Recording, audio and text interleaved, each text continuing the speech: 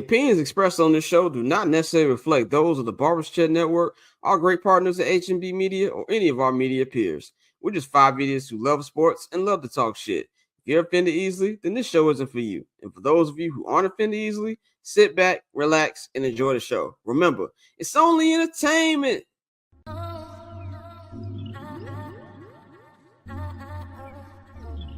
So cool. Triple double hat trick, I know the code too. Ice trade, go for trade, yeah we cold too. Getting paper on these player haters, old news. Money on the other line, so I'm not gonna hold you. Money on the other line, so I'm not gonna hold you. Money on the other line, so I'm not gonna hold you. Money on the other line, so I'm not gonna hold you. Money on the other line, so I'm not gonna hold. My agent just said we made 100 flat. Make it back and make it stack just like I'm Steven Jack. Put my rings up in the camera like I needed that. Up in the air and at the rim is where I meet them at.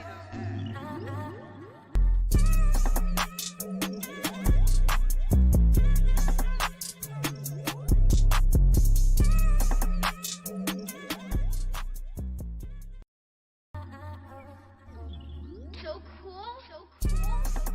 Triple double hat trick, I know the code too. Ice trade, go for trade, yeah we cold too. Getting paper on these player haters, old news. Money on the other line, so I'm not gonna hold you. Money on the other line, so I'm not gonna hold you. Money on the other line, so I'm not gonna hold you. Money on the other line, so I'm not gonna. Ladies and gentlemen, welcome back to another edition of I'm Not Gonna Hold You. It is Monday, January 13th, 2025, man. It is your boy Scott here, your host each and every week on this show. Of course, you can follow me at Barbershare Scott on all social media platforms, man. You can follow the Barbers Chair Network at Barbers Chair Net.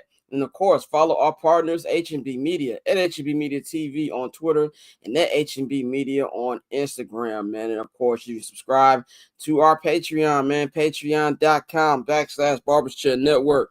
If you are listening to this on the podcast version, the link is right there in the description box.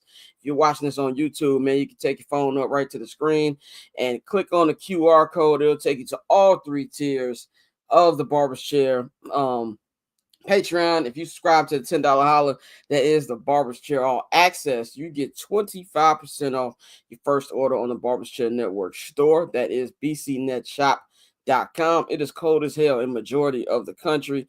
Go out there and get yourself a hoodie, man. Get one of those right now, man. So definitely do that, man. We've got a nice show on deck for y'all today.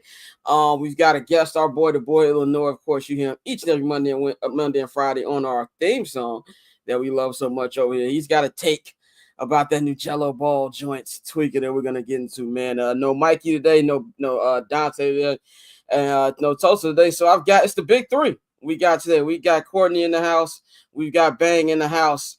How y'all doing? I have a question real quick. Go ahead. Who would I be in the big three? That's a good question. Well, I don't know who you want to be. Dwayne Wade. I'm gonna let you think about that. I said I don't know. I'm gonna give you Dwayne Wade, even though I know Bang want to whip my ass for giving him Bosch. But oh hell, man! I'm LeBron. Nah, I'll be Dwayne. Nigga. I'll be Dwayne. I have no beef with Chris Bosh, so but there you go. Well, there you go. You Bosh. I'm a role player, you know. Nah, I'm straight on all that. Okay, here's out between Steph, Clay, and Draymond. Who's here? I'm okay with being Draymond. I'm Draymond. I'm Draymond.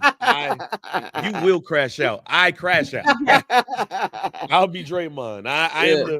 I am the bully of the team who fight for people. I have you're right. Yeah. You're gonna make me be a light skin that's just so on the nose. Yeah. Bang will fight. When Bang changes his tone, that's when you know he ain't playing with you. He will fight you. But I am a yeah. The big three is here. Dante's working on a steel mill somewhere. And Mikey is doing what he gotta do, man. So both Mikey and Dante be back on Friday, man. So we got a lot to get into. Crazy wild card week. Not really crazy wild card week. It was kind of sleepy, low key. But we'll get into wild card weekend in just a minute. But I want to start off here with talking to Bears fans. I gotta talk to our fellow fan base. Me and Bank's fellow fan base. I need y'all to chill the fuck out. Now, this whole process, I just want to put this out here because I really feel like I've got to reiterate this because when I go on these rants sometime, y'all make me sound like I'm pro Ryan Poles, pro TED Talk Kevo, and pro George McCaskey. I am not. I understand the Bears and their 105-year history, which most of us have only been alive for 30, 40 of that history, that they have done nothing to inspire confidence, especially in this regime. And especially in the George McCaskey regime. George McCaskey took over as chairman in 2011. This team has made the playoffs twice and has not won a playoff game in his era. Last time they won a playoff game was when he was not chairman. That was the 2010 season where, Jay Cutler and Greg Olsen, they beat the Seahawks in that divisional round, and then eventually ended up losing to the Green Bay Packers when Jay got hurt in the national championship game. And it was Caleb Haney. Went down to the wire, by the way, until B.J. Rogers picked him off. But it's been a long time. So I understand they don't do anything to give confidence. And I agree with that. Like I've said on this platform, I believe they're going to mess up until they actually get it right.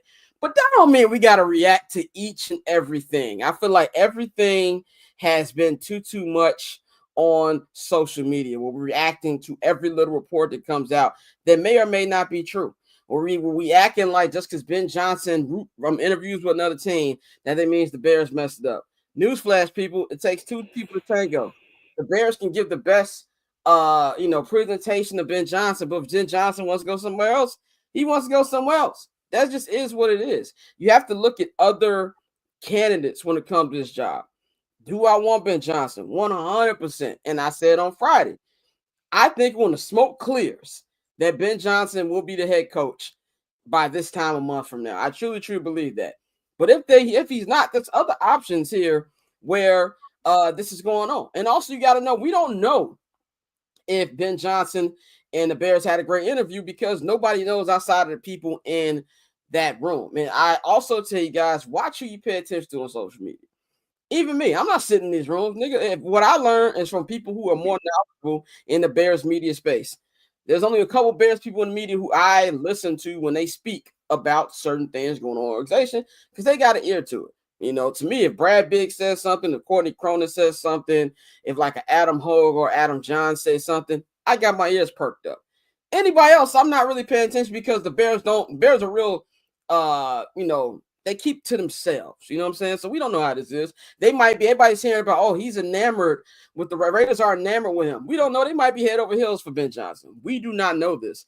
And also you got to understand that if the Bears do, let's just say the Bears had a meeting this weekend and say, Ben is our guy. They can't hire him till he's eliminated. So what you want to do? Just not interview anybody else? And I find it funny too, because knowing Bears fans, if the Bears say, you know what? Ben is our guy. We're only going to do him, maybe Todd Monken, and get our two Rooney Rule hires out the way. Then we'll hire them. Bears fans be like, well, if you look at who they've hired in the past, you should do a more thorough search. The Chargers interviewed 15 people last year before they ultimately hired Jim Harbaugh. These things don't matter. All I worry about is getting it right. I don't care about the process.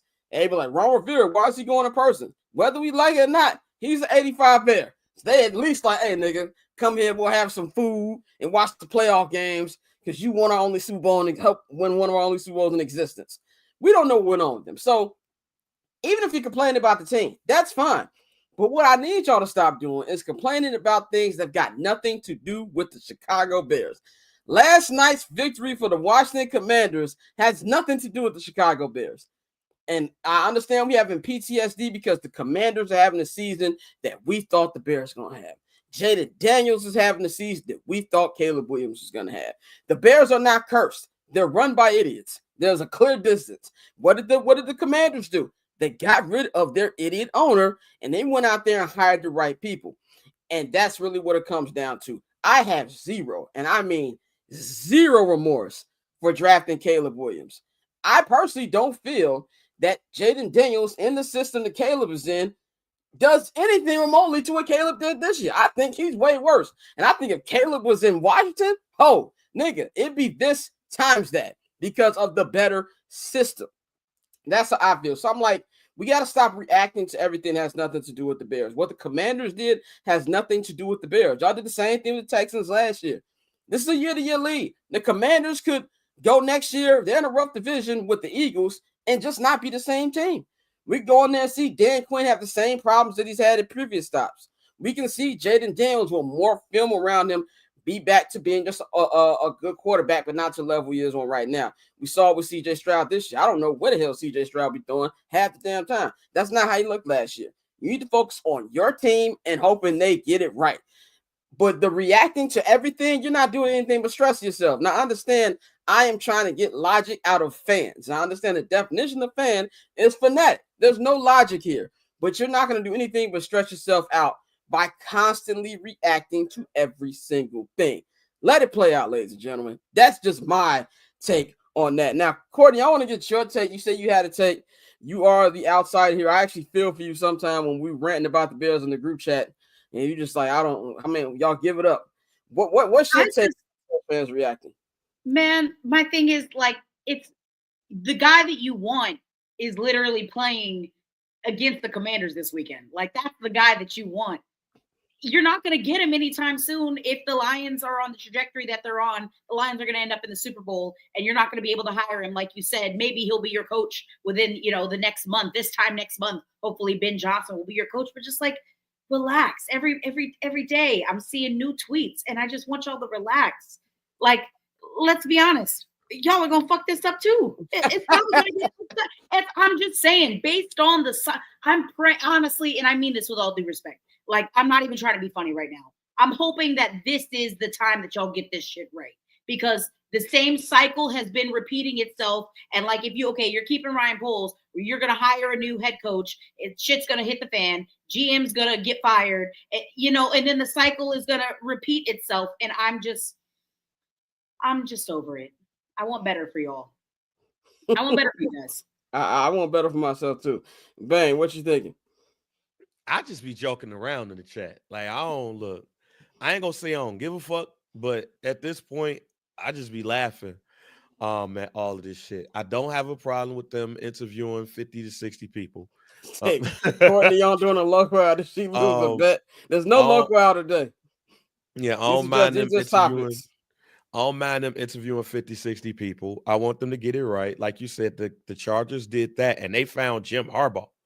So it's like, all right, man. I do have faith in them not fucking this. Like, I don't think the Bears would fuck it up. I think the coach that they hire would fuck it up. Because if you look at it, don't get me wrong, I want Ben Johnson as well. And it's funny because me and my boss had this conversation. We only had one work conversation, and he asked, I told him about the double doink because he is a Washington Commanders fan. He asked me, who did I want? I said, I want Ben Johnson, but I don't mind a Super Bowl champion head coach. Like, there's something to a Super Bowl champion head coach. Like, you don't fall into being a Super Bowl champion head coach. So I wouldn't mind Mike McCarthy. I wouldn't mind Pete Carroll, but I want Ben Johnson. So to me, in order for them to fail in this, is just the person that they hired it just didn't work out. And I wouldn't blame the Bears unless they didn't give this person all the time to me and gave them all of the tools. You got a quarterback. You have got pretty much a pretty decent defense or players on defense. And to your point about the Commanders, when you look at the Commanders offensive line is mid. Yeah. Their defensive line outside of like Payne and like Allen's fell off. So outside of Payne, they're mid. Like, they don't have linebackers outside of Bobby Wagner that you love, and Bobby Wagner is old. They just got Marshawn Lattimore, and he was washed when he got over there. Man, they don't beat like a drum last night. Right. If you heard me say this, you've heard me say this on the show. You can't outplay bad coaching. The one thing that the team does have is good coaching. Good coaching for Cliff Kingsbury, good coaching from Dan Quinn, good coaching from their position coaches. They have good coaching. That's what we need. Yeah, and I think you hit the nail on the head. Shout out my boy Shy Lando on Twitter. Said the same thing. Good coaching is the difference between everything. I still don't believe that this team is not talented. I know since the bad season, we act like this team is talented. There's still talent here. It just needs to be coached the right way. And I believe the NFL is too much of a year-to-year league for us to be up here, doing all this. But that's just my opinion, man. I don't want to spend too much on that. I do want to talk about these next two candidates who have hit the market. One, not just for the Bears, but one is actually going to be interviewing, is planning to interview with Courtney's team. That is Mr. Mike McCarthy. Very, very, very few times do I beat Mikey in the chat over something that he says is going to happen. Very rarely does that happen. But I was right this time. I told him that we got to wait till it plays out to see whether or not Mike McCarthy is going to come back. And to come to find out, part of the ways he will not be the head coach of the Dallas Cowboys. We're going to get into how this impacts the Cowboys in just 1 second. But Ian Rappaport, Tom Pelissero, Albert Breer all said that the Bears have interest in interviewing Mike McCarthy. They tried to do it last week, but Jerry Jones turned it down. So he's probably going to be interviewing with them and the Saints coming up. But a name that came up this weekend, fresh off beating Penn State in the semifinal of the college football playoffs, Marcus Freeman is said, not him said, but the Bears are said to be interested in interviewing Marcus Freeman. Now, we have not heard what Marcus Freeman's interest is in them.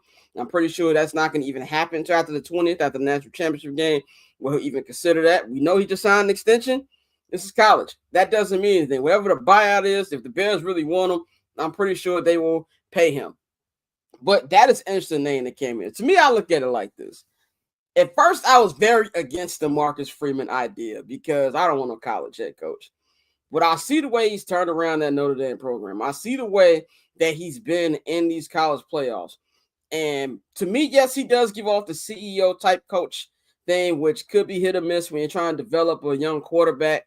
But I'm intrigued at the least. I feel if there's any coach in college right now who was best equipped to make that transition, it will be Marcus Freeman. And I don't think it's a bad idea to at least sit down with him, gauge his interest, and see what it is. He's a young coach, and it lines up with your timeline. And honestly, from his perspective, let's just say they win the national championship, which I don't think they will. I think this is Ohio State's to lose. Let's just say they win the national championship. That's the pinnacle. You're not going to get any better than that. So you accomplish what you want to accomplish at Notre Dame, and maybe there's an opportunity to get better. So that's a chance I can see right there. And as far as Mike McCarthy, now hold on, go ahead. Pause. That's some elite copium, brother. How's that copium? That's it sounds like you're trying to talk yourself into the Bears inevitably disappointing you when they don't hire the guy that you would like them to hire. I don't. There's no disappointment for me. I'm already dead inside. Fan of Marcus Freeman, but like, come on, that cannot be. We cannot say that we are intrigued by the idea of Marcus Freeman as the head coach for the Chicago Bears. That is not the guy that you want trying to develop Caleb and manage that locker. I'm so sorry. I'm so sorry. I don't think it's copium. I think it's something that's intriguing. I don't think it's anything where if I was against it, I tell you I'm against it. I will fight everybody if Brian Flores is the head coach. I'm just that's copium to me. With Bam, what do you think about Marcus Freeman? Do you think I'm trying to cope on this one? Like you're setting yourself up for disappointment, and I hate I'm straight on that shit. I'm straight on that shit. No, I'm straight on Marcus Freeman. Marcus Freeman stay where he at. Nothing against Marcus Freeman. I think Marcus Freeman is a good coach. I think he's a good college coach, though. I'm straight on that Marcus Freeman shit. You know what I'm saying? Only reason why you get Marcus Freeman if you're trying to get some hoes. Thanks, Orlando. You said only way you get Marcus Freeman if you're trying to get some hoes. I didn't say that I want him. He's not on my top 5 list. I'm just saying that it intrigues me if they decided to go that way. That's all I'm saying. There's no cope with the Bears. It's intriguing. I'm dead inside. It's intriguing. What about it is intriguing to you guys? It is intriguing. I'm genuinely asking. Because it's out of the box. It's out of the box, but it makes sense out of the box. It's not like, oh, let's just get the nigga from Iowa State. That is not intriguing. That's just what are you doing? At least Marcus Freeman has a winning background to where maybe that could be something that could work. Got it. That's all. It is I'm not saying it's on my intriguing. list. It is intriguing, like watching an extremely crazy horror movie. It's like, yeah, it's intriguing. But see, it's high octave intriguing. It's like, you can sell me on it. It's one of those. Like, it's very high on the Larry David, high voice spectrum. He's not in my top 5. But what brings me to Mike McCarthy. And somebody had a tweet. I wish I remember who it was. Said Mike McCarthy is the offensive version of Mike Tomlin. And I really sat and thought about that tweet for a minute. And then I went and looked at the records. And it made a lot of damn sense. If record-wise, he's up there with the Tomlin, with the Sean Payton. All three of them only have 1 Super Bowl ring. Both playoff appearances records have been around the same thing. I think the thing about McCarthy, and Bane, this went to what you were saying about how a Super Bowl champion intrigues you. Say what you want about McCarthy. Dak Prescott became a better quarterback under him. Now, playoff losses, we can sit up here and talk about which reason they lost. I understand he's not the best with the clock management, but as we saw this weekend, what coach really is Matt LaFleur, as good as he is, didn't know what the clock was looking like. I saw it time and time again. I think that's a coach problem in the NFL. He's somebody where at the least it will make sense. It's not a sexy hire. It's not something that Bears fans gonna like, but I think if anybody, he can help develop Caleb Williams. Hey, you know what you can sell me on? What? You know what you can sell me on? You can sell me on a Mike McCarthy, Ron Rivera regime. That's you an can old sell nigga me on. regime. That's crazy. Like you could sell me on that, because one thing that Ron Rivera gonna do is coach defense, and he probably not gonna be no head coach no more. And if you have that, and Mike McCarthy could just focus on the offensive side of the ball like he will be, and develop Caleb like he's developed others, you can sell me on McCarthy, Ron Rivera. You could do that. You need experience on this team. Like, if anything, I think, again, Ben Johnson, this is his job. Yeah, but I agree. Yeah. But what I also want to see is somebody that's going to be a disciplinarian, and somebody going to tell somebody that they shit actually smells like shit and that it don't stink instead of it don't stink. No, I want somebody who's going to lay down the law.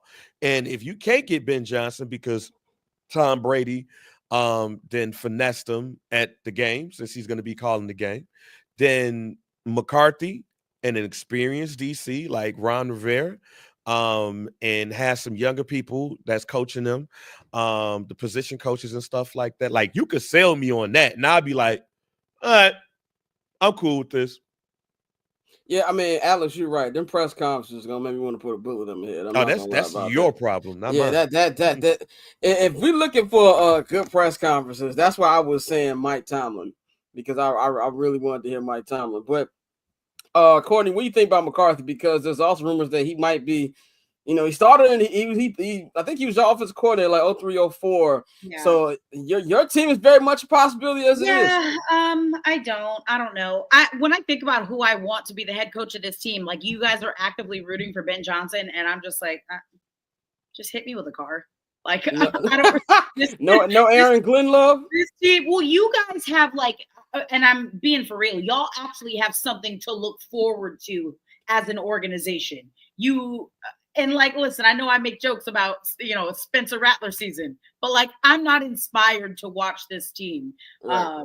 So when I think about the next head coach that I want to see develop Spencer Rattler and coach up Jake Haener, which is fucking crazy. Oh, my God. Yeah. That's crazy. No one moves me. I don't know. I guess Joe Brady, which is crazy that I'm even saying this. This is stupid. But it's like what you said, the issue is y'all ain't got no quarterback. Like you said, that's the issue. Correct. Know what, real quick, Scott? The only way you can sell me on Marcus Freeman is if Marcus Freeman beat the shit out of the Ohio State Buckeyes. They beat the shit. They that beat the would shit. Move me. They beat the shit out of them. Then I'm like, oh okay. High octave. Right. And as somebody who hate the Ohio State Buckeyes because he hates his biology teacher from sophomore year, Like if that happens, it's like okay, I fuck with homie. You know And he's And a the former funniest Buckeye. outcome, Bang, would be Notre Dame going out sad like they did to Alabama back in, what was that, 2013? That was a Yeah. nasty national championship game. It was like 42-14. It was Yeah. disgusting. So he beat the shit out of Ohio State. Hey man, shit. I buy the plane Got my ticket. attention. Well, and Marcus Freeman or Cliff Kingsbury, who we ain't got no confirmation on this, but sounds like remember CBS said this week that he was going to turn down the interview. Sounds like that interview turned down was the Bears because they confirmed he's interviewing with the Saints this week. But they didn't confirm the Bears thing, which I don't blame him. If you interview me for offensive coordinator and tell me no, you think I'm gonna take an interview with you for your head coach position? That don't make any sense to me. It said, what if Ryan Day wins the national championship decides to come to the NFL? His ass could go to the Saints. I will put a bullet in my head if they even I can Ryan Day. speak for Ohio State fans when I say that they would be fucking just thrilled, absolutely geeked at Ryan Day leading that program. My brother's opinion on Ryan Day, he put on his Instagram, he's a good man, Savannah, after they beat. But you better say Ryan Jesserman Day better take his ass away. After they lost to Michigan for like the fourth time. Oh, he called him every name in the book. Correct. Every name. I want Ryan Day far away from the state of Illinois. Don't even try. There's no way. But let's move on to talk about the Cowboys spectrum of this, man, because the Cowboys now need a coach for the first time in a while.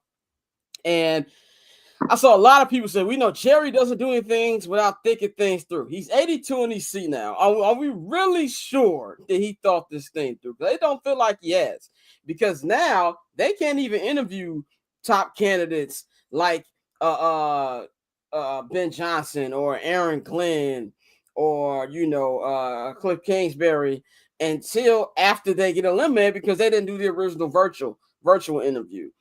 So now opens up a whole bunch of different things. What they think about interviewing a Marcus Freeman. We've heard, I feel like the Deion Sanders stuff came out as soon as it was announced they're going to be a new coach. I think there's zero chance of him going to Dallas. To me, it makes more sense for maybe bringing a Kellen Moore back, have him been the head coach, despite how bad his play calling is. But I really feel like this is going to, and also, that too. You said Matthew Nagy music in Dallas. You laugh, but that might be a possibility. He's redeemed himself. No. There's a stat. I hope I liked it on Twitter. That showed Patrick Mahomes' numbers with Matt Nagy not being his offensive coordinator. And I didn't like it on Twitter, but there's a stat that shows the last two seasons have been Pat's worst offensive seasons, and that's because Matt Nagy's play calling. When I look at the offensive ineptitude of the Chiefs these last two seasons, it's because of Matthew Nagy. I see those plays in my sleep. But Alex, you bring up a good point. Jerry Jones is seat now. He might think of that. Orlando said Jason Witten. I could see an old school. They might try to do the Jason Garrett thing there. I think it's either going to be a splashy hiring or it's going to be somebody in the Cowboy family who has zero to little coaching experience. And Jerry thinks just because he was a former Cowboy that he's going to go out there and do that, because sometimes that loyalty will open you up. Same thing we see with Mike Vrabel. As I've said this entire thing, I never got the Mike Vrabel hate. Hype. When I said that he wasn't high on my list to get on the Bears, I was like, we give him too much for having one real good playoff appearance with Ryan Tannehill. If you look at his last couple games, he finished 13-21. I don't understand why they're acting like he hired Vince Lombardi, but he's part of the family of the Patriots, and that's why they said, "Oh, let's do this little quick Rooney Rule interview." It was so nasty they did Leftwich and Pepper Johnson in the same graphic. Same graphic. And we just gonna throw both of you niggas in. We interview niggas. Yeah. The Rooney Rule has been completed today. Exactly. We interviewed the blacks today, and we did what we gotta do. Now we're gonna bring in Mike Vrabel. I could see Jerry doing something similar he said we definitely don't want to be a minority head coach in Dallas. That's actually a good point. But that to me is something that I feel is going to be interesting once we get closer into one of these teams getting eliminated. Courtney, you in there in Dallas. One, do you have a pulse of what it's like? I know you probably haven't heard anything yet, but yeah, I've asked a couple people what their thoughts were, and they just were like, kind of a weird. I mean, obviously his contract is up, so I guess opportune time to look for somebody else. But no, everyone's just like, okay, well, who are they gonna hire that's gonna be better? You know, and honestly, as long as Jerry's still alive, nothing is really gonna change. So, what are we doing here? rich evil people stay alive forever. Just look at Jerry Reinsdorf. Facts. Just they stay alive forever. They take. I'm telling you, the hate sustains them. I'm dead ass. I like the good ones always stay. No. Jerry Reinsdorf is gonna live till you're 105. Think about the worst people you know. Aren't they all ancient? Like, Yeah, think about I mean, some of the worst people historically. They all live to be super old. Damn. I'm just saying. Mr. Burns ass niggas, I feel yo. Just look at who's about to be inaugurated as the president in about what And a bro's week. almost 80. Yeah, he's almost 80. Like, You what are we understand? doing here? What are we doing? They said they walked into the past facility and the sensor went off like, don't be a menace. Rich, evil people get those president's doctors. He said, damn, so y'all telling me Hulk Hogan ain't down? No, he gonna be here forever. He gonna be here forever. And he gonna hear them boos when he do get put into the ground. But boy, that episode of First Black Champ, I had the whites pissed off. Like they was in the chat before the episode started. It's available right now on the Barbershop Network. My bad on the graphic. It's all good. It's all good. It's available right now on Barbershop Network. But yeah, Bang, what's your take on the Cowboys situation? Man, I mean, first of all, shouts out to my man Mike B. Who's a Dallas Cowboys fan. Some dude pod. Gee, I don't know. Because it's like the fucked up thing about the Dallas Cowboy thing is they could have interviewed Ben Johnson and Aaron Glenn, but they did this bullshit. So because they did this bullshit, they didn't interview like the cream of the crop because now they're about to start playing. So I don't know.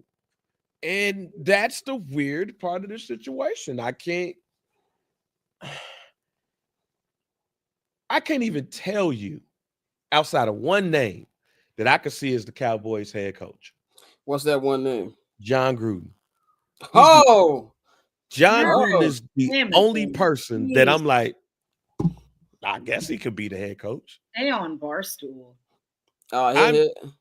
He said, what quarterbacks is Coach Mike very well developed? All he do is run Derrick Henry into the ground. Fair point. Tony Romo gonna bring Romo back home. Think just because he can call games to deal with that stress. Jason Witten, that would be interesting. Jason Witten, they brought that up on Dallas radio. Some shit that Jerry would do, you know. It does. It really does. That's peak Jerry right there. I think too. Someone texted me earlier and said, "Bring back Clappy," and I said, "Clappy? Who?" And they said Jason Garrett, and I was like, "Oh my god," because he's always. Oh my god! I was like, "Is that?" Yo, did anybody find that Tony Romo is like terrible now? Like, I think the hate that Tom Brady gets calling games should be on Tony Romo now. Like, I've never liked Tony Romo. Yeah, I remember you saying that. I like what Tony, like, I can appreciate what he does, but sometimes it almost, I don't like when, I mean, again, I understand as someone who works in sports entertainment, I understand that not everybody that attends a sporting event or even watches a sporting event knows what's happening. So I can appreciate wanting to explain and in more layman's terms, some of the more complex football terminology, but it's every single thing. Oh, well, they're gonna do this here, and that means, oh my God, just stop. Maybe just stop talking. Let the game breathe a little bit. It should, but it's, I don't know, Jim. It's like he get a hard on every time. It's like, man, Tony Romo is Gomer Powell for the old heads. He's Gomer Powell. Hey, that's my mom's joint. His ass a dope. Like I just never liked him. He just like a dope. My mom loves the Andy Griffith cinematic universe. That's why. But Damien, that's a good point too. What about Mike Tomlin? I understand the Steelers said they're not going to. I don't think it's going to be Mike Tomlin only because who's the young coach you're going to replace him with? CBS will fly Romo. They probably would. Now, like you have to look at the history of the coaches for the Pittsburgh Steelers. And if you know that history, it is only like 3 head coaches, and no, 2 in my lifetime, 3 in like my parents' lifetime. Chuck Noll, Bill Cowher, Mike Tomlin. Who's the 34-year-old coach that's going to be with this team forever? Yeah. I don't know who that is. Like, I don't know who's that young coach that they're just going to pluck and he's going to be with them for 18, 20 years. Because they're not going to get an old person to do this. They're going to get somebody that they feel like they're going to last. So I don't think there's somebody out there. So I don't think they would trade Mike Tomlin unless they knew that there was somebody out there that they could get that's young and for the low. That sound real bad right there. A little bit. A little bit. For young, yeah, that sounded crazy. What I thought, yeah, crazy. Yeah, that sounded nuts. Who they gonna get young and for the low? Yeah, don't let Drake hear that. So I want to talk more about the Steelers in just a minute, but before we get into our wild card recap, I saw this thing that came up. It's a potential change in the playoff seeding that they're going to vote on this offseason. This is something I do not think will be approved by owners, but they want to change it to, just because you win your division, that you don't automatically get a home game. They will go to percentage of win percentage. Number one, I think there's 0 chance it gets approved by the owners. Number 2, it's stupid to me. One thing I'm tired of in sports, and it's not just NFL, it's not just college football. I'm tired of first round playoff ditching. When we look at the stat, but the final score, they're blowouts. There's only a couple good games.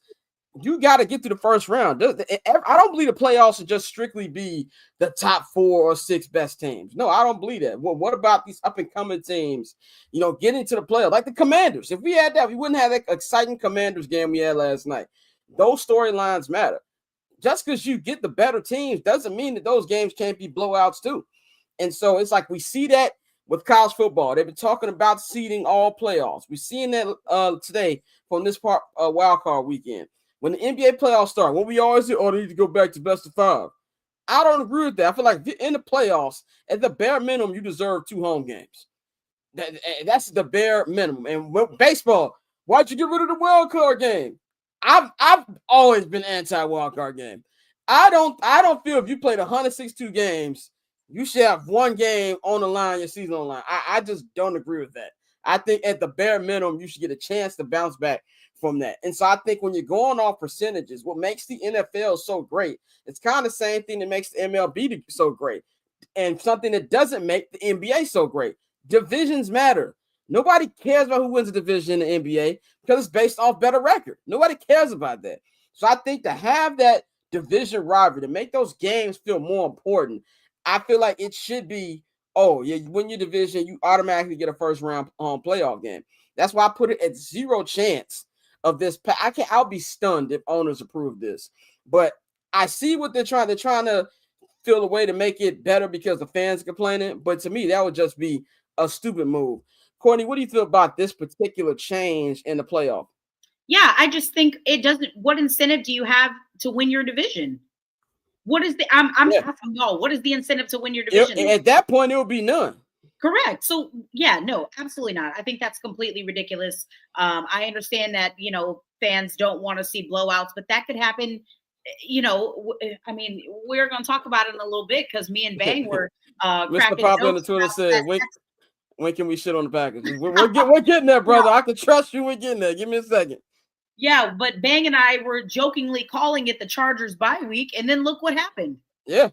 Look at what happened. The Texans did the exact opposite of what most people were predicting that they would do, and Justin Herbert shit the bed, and we'll get into that in a little bit as well, because I got some opinions. Okay? Y'all finna kill my boy Herbert. I can already know. So sorry. Yeah, I know. I'm sorry. I'm going to talk down on your white quarterback. I know that's a very... Hey, one of mine still alive, Mr. Joshua Allen. I can't wait to talk about that. It's my fault, though. I gave the Chargers too much credit, and they didn't deserve it at all. I gave them too much credit, too. I thought, it's hardball. The Texans been mid all year, but we said at that point, just get rid of the division, have the top 17. Point, just a free-for-all. Let's just start the scheduling. Let's get crazy. Let's get crazy. Yeah, but then that's, to me, it takes the joy out of division matchups. Like it makes it less important. Bane, what do you think about this potential? Joy. Create some new rivals. The divisions here matter. Like the NFC North matters. The NFC East matters. The AFC West matters. Divisions matter in football. So no, I am staunchly against this, and I think this is dumb. To have even the conversation, because a couple of fair weather fans is out here talking about, so we should do this. No, I hate this conversation because I hate whiners. I hate whiners. Preach, brother. Because I didn't get this, then I want to complain about this. No, motherfucker, blame your schedule and blame your division. Divisions matter. Division rivals matter. Bears, Packers matter. Packers, Minnesota. Packers, Detroit. Bears. Fuck, back in the day, Bears, Tampa Bay mattered. Are you sure we aren't just holding on to nostalgia though? But like that's not nostalgia. No. Courtney's right. No. Courtney's right. Nostalgia, yeah. We holding on to it. Because staunchly, that's a staunchly is not. No, that's a white. I've never heard, like, that's a white person's word. That is, y'all never heard white people like, I'm a staunch Trump supporter. No, that's a white person's word, Marley. Yeah. But no, divisions matter and nostalgias matter. Why? The reason why we watch football the way we watch it is because of nostalgia. There's so many white people in on the south side of Chicago that love the Bears because of 1985, and there's a other section of them old ass folks that love the Bears because the 1963 championship. And there's about a few old white people that is holding on because the last time they really fucked with the Bears was Sid Luckman. Nostalgia matters in football. Look at the most popular teams in football. It is all about nostalgia. Even Kansas City got nostalgia about them. They won the damn Super Bowl. Hank Stram, and all that shit. Matriculating down the field. Yeah, like football is about nostalgia.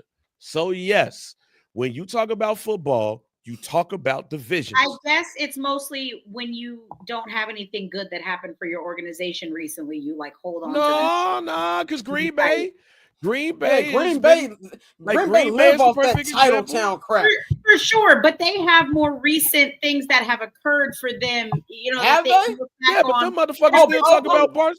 But Obama was in his first term when they won the Super like Bowl. the Bills. When's the last time the Bills have done anything? I'm not saying you wrong, but anytime you talk about the goddamn Bills, I hope we finally win a championship because we went to the Super Bowl 4 times.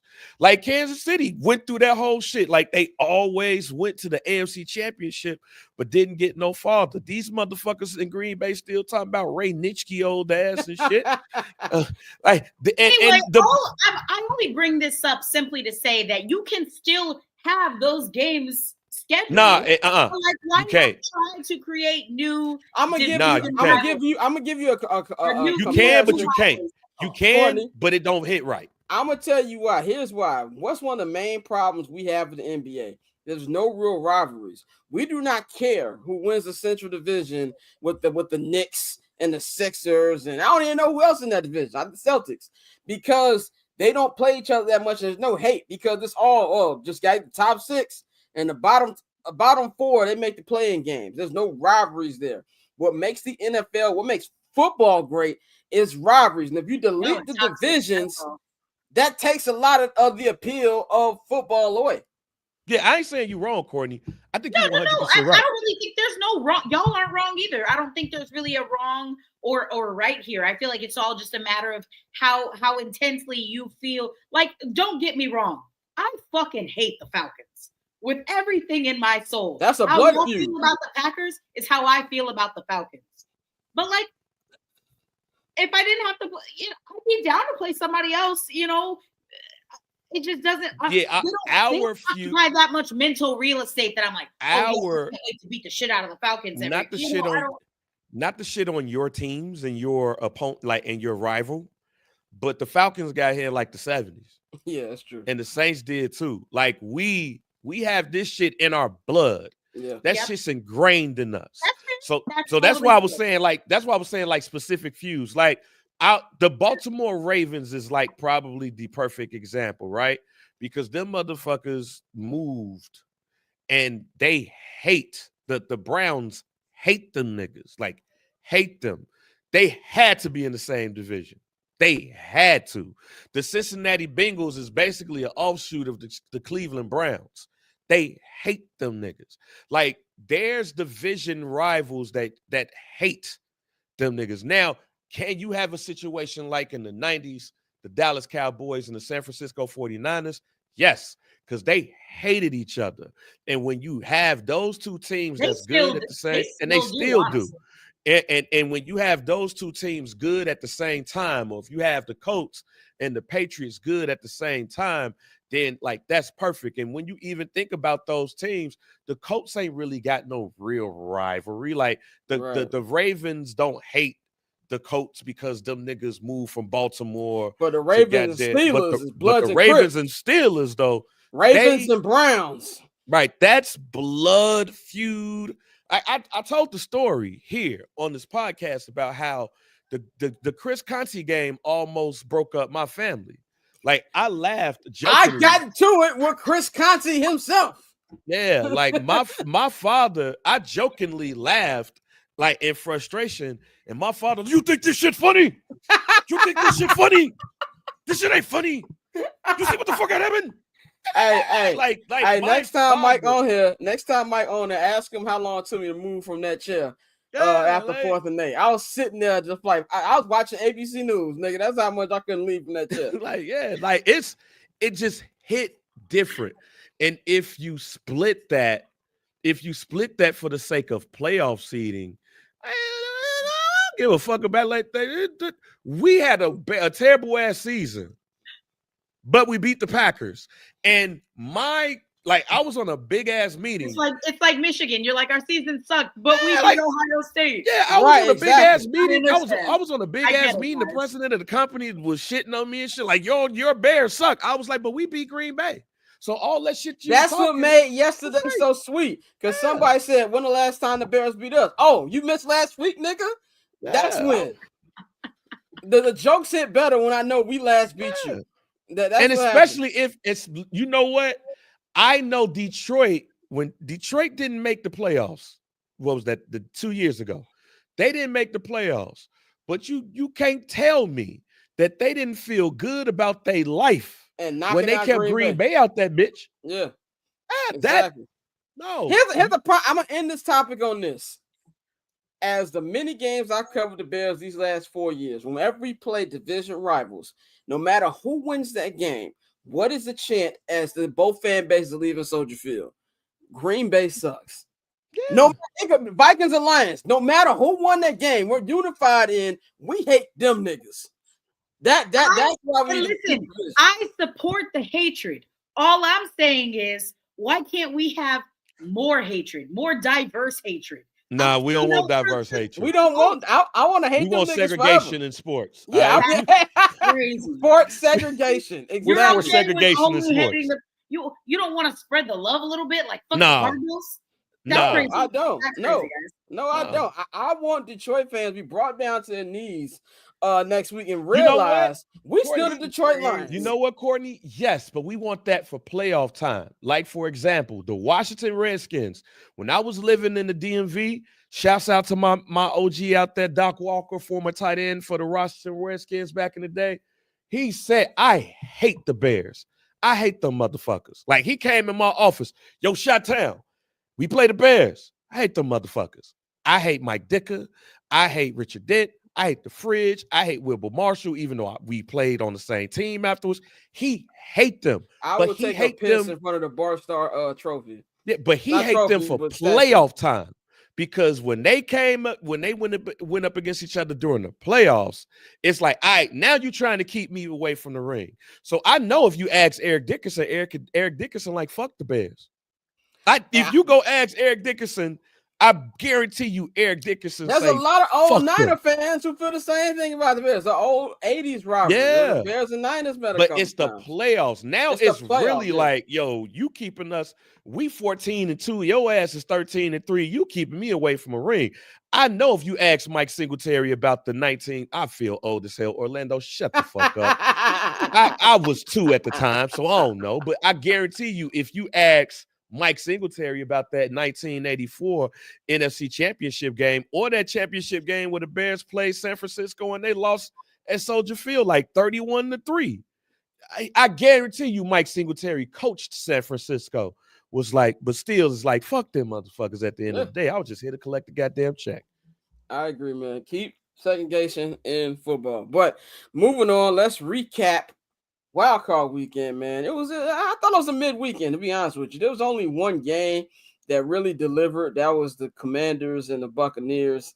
But you know, I love it. I feel like football is, even when it's bad, it's still good.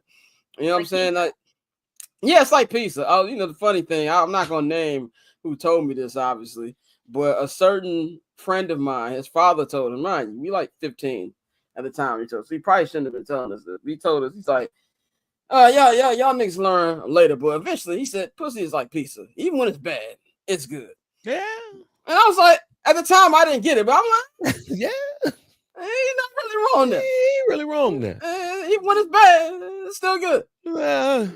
It's, you know, did what I came to do. Right, better than having no pizza. You know. Hey, Courtney, how you doing?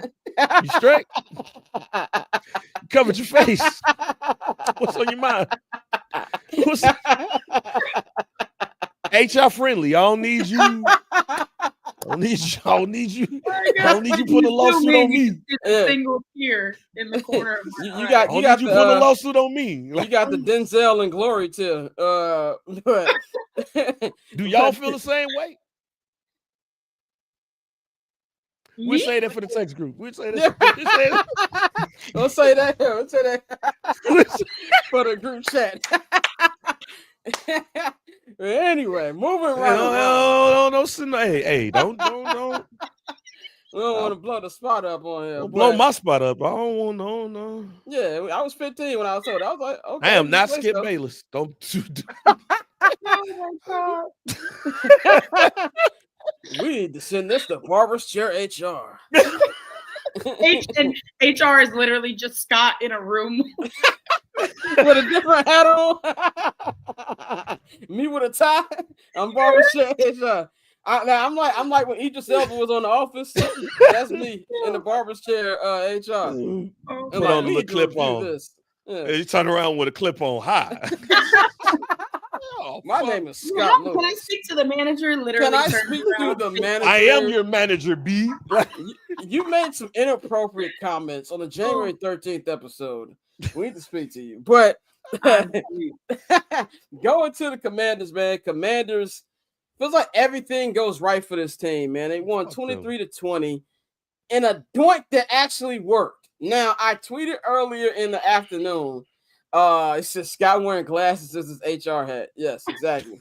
I tweeted earlier in the afternoon. I forgot who doinked one in. But I said I no longer have double doink PTSD. The doink in for the Commanders? No, before that, there was a dunk like a regular field goal. It might have been in the Eagles game. Oh no, it was when the Packers missed it. The Packers missed that field goal, but it doinked off the side. And so I said I didn't have any more double doink PTSD. But then I saw that double doink go in. And the first thing that went in my mind was like, everything goes right for these niggas. Like, so you just have a season where there's no mess ups. Because as many times as I've seen the Hail Mary from whatever week that was when the Bears lost, what annoys me about it ain't even the Hail Mary. It's the play before, where Matt Eberflus said, oh, that extra 13 yards didn't matter. It mattered more than you can imagine because Jaden still underthrew that ball. And even, like, there's no way it should have been tipped into the end zone. So you have that. You have their comeback against Philadelphia after Jalen Hurts got concussed. You have the way that Marcus Mariota let it come back in the final game of the season for the 6th seed. They just always have things go right for them. Cliff Kingsbury, goes through his midseason, rough patch, and then he bounces back, calling plays like he's Matt LaFleur. And so I'm just like, everything goes right. And I put in the group chat, as soon as the Buccaneers didn't get a touchdown and went for that field goal to tie the game, I put in the group chat, get ready for the Mickey Mouse Jaden Daniels comeback. Walk off. And let me be clear. Courtney asked, why do I call him Mickey Mouse?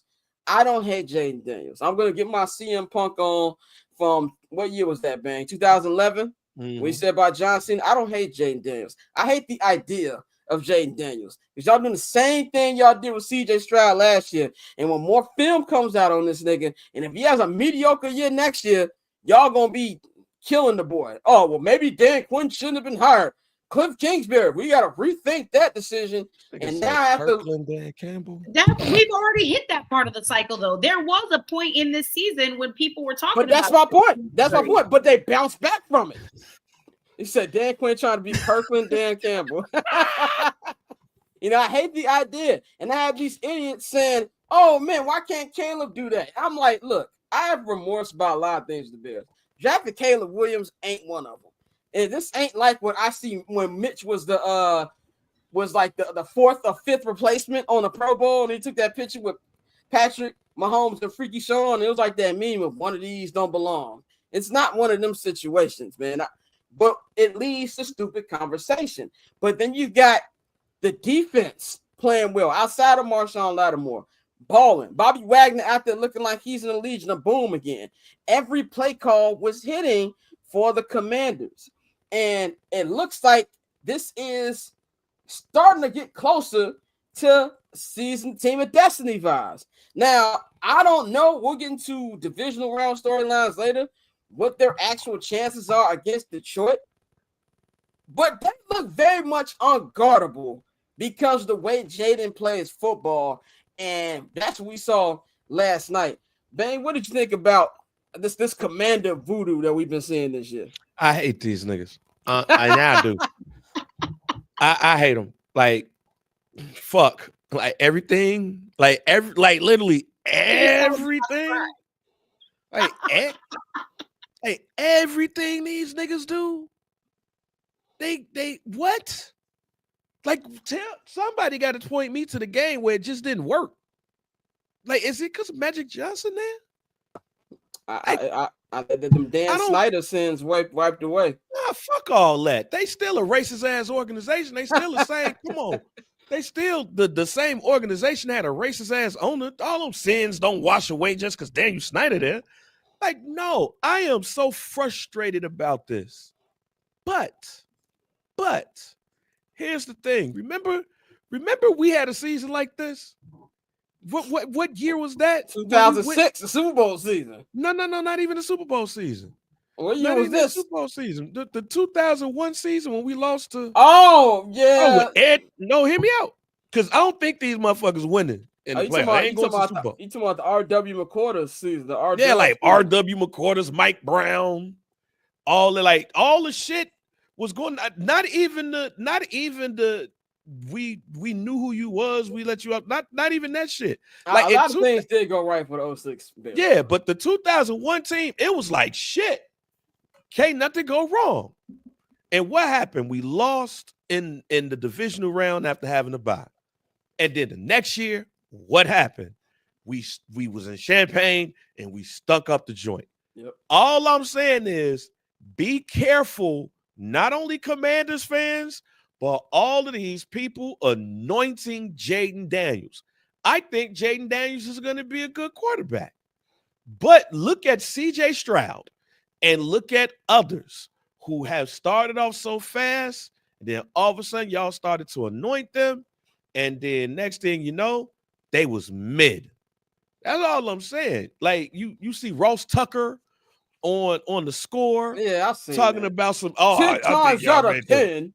Like they made the wrong mistake. No, as I said, you can't outplay bad coaching.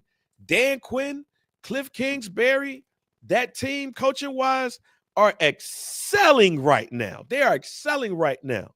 But what happens next year when you got the tape that's all on you and everything? What happens when you play a harder schedule? Like, what happens when now people are game planning against you better? What happened when you start losing people?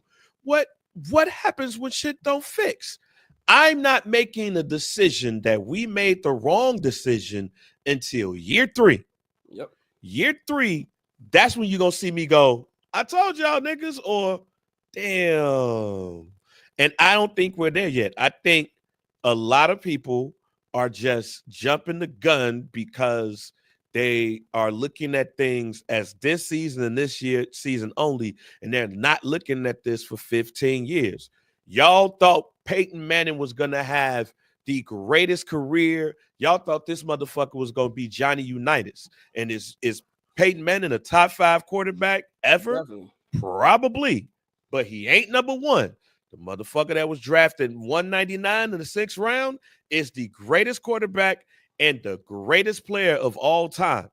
And y'all ain't think shit of that man, especially when Drew Henson took over the starting spot over him at Michigan. Give that man 3 years. After 3 years, let's bitch, moan, and complain. Courtney, we know you are a Jaden Daniels fan. He used to play for your Arizona State. What you think about the Commanders and just this magical season they've had?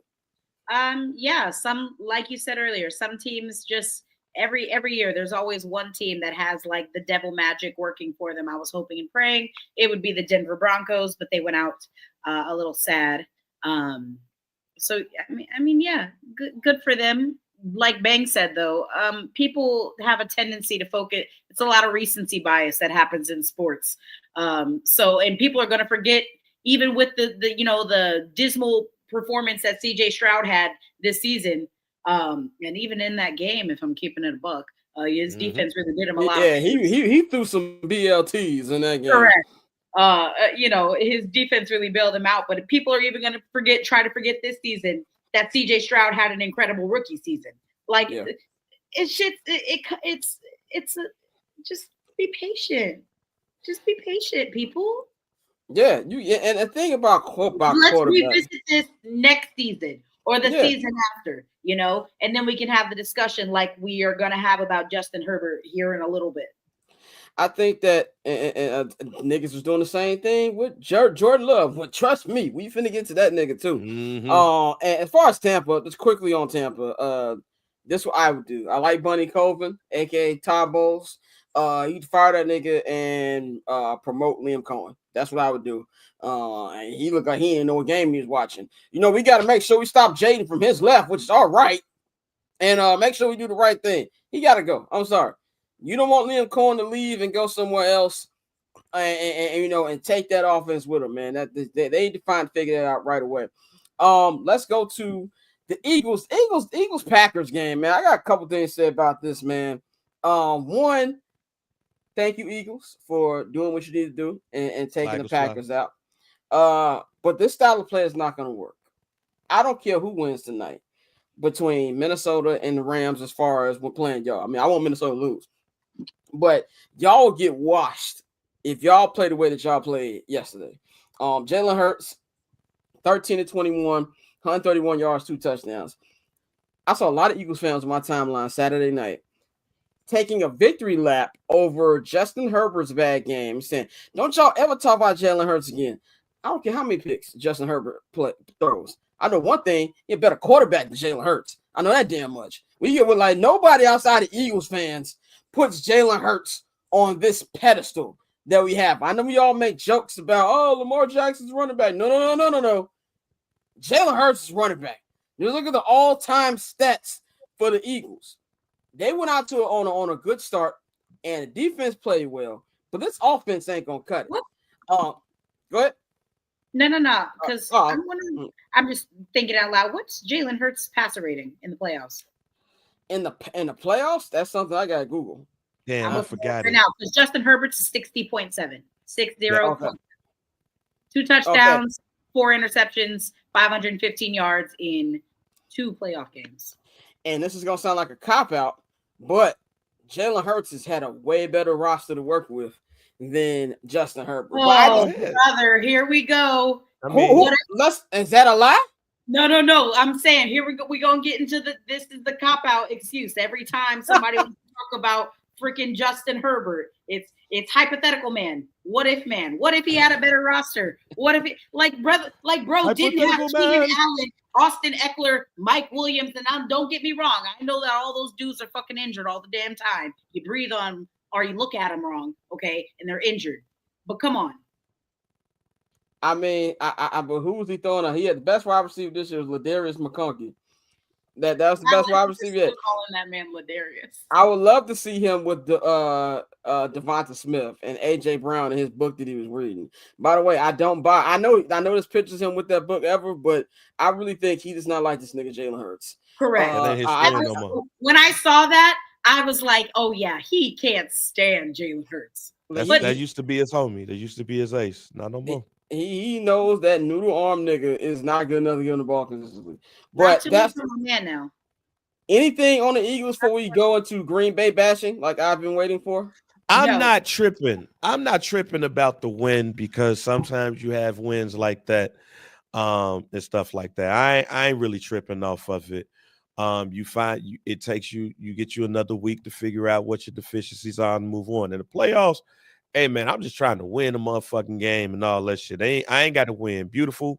I ain't got to win ugly. I just got to win. Like it don't even matter. However, when you are the number 2 seed, you have different expectations. So I ain't mad. You just got to win, at the end of the day. But shit, they got to fix something. Courtney, anything on the Eagles before we move on to Packer bashing? That is a fine. You muted. Play the song. Never mind. You lucky that nobody else is producing there. I couldn't get to the button fast enough. Okay. Yeah, boy, go ahead. Anything on the Eagles? No. You're good. We're cool. Okay. But Jalen Hurts had a passer rating of 111.4 in this game. That's ridiculous. Well, that's why your number stats do lie. Jay-Z lied on that. Numbers do lie. Let's get you're right. Let's get to Green Bay bashing. The Green Bay Packers. Jordan Love stinks, nigga. Like, let's just cut it. I've had enough. No more. It's Matt LaFleur, Gen Z, Marty Schottenheimer. That's a good one.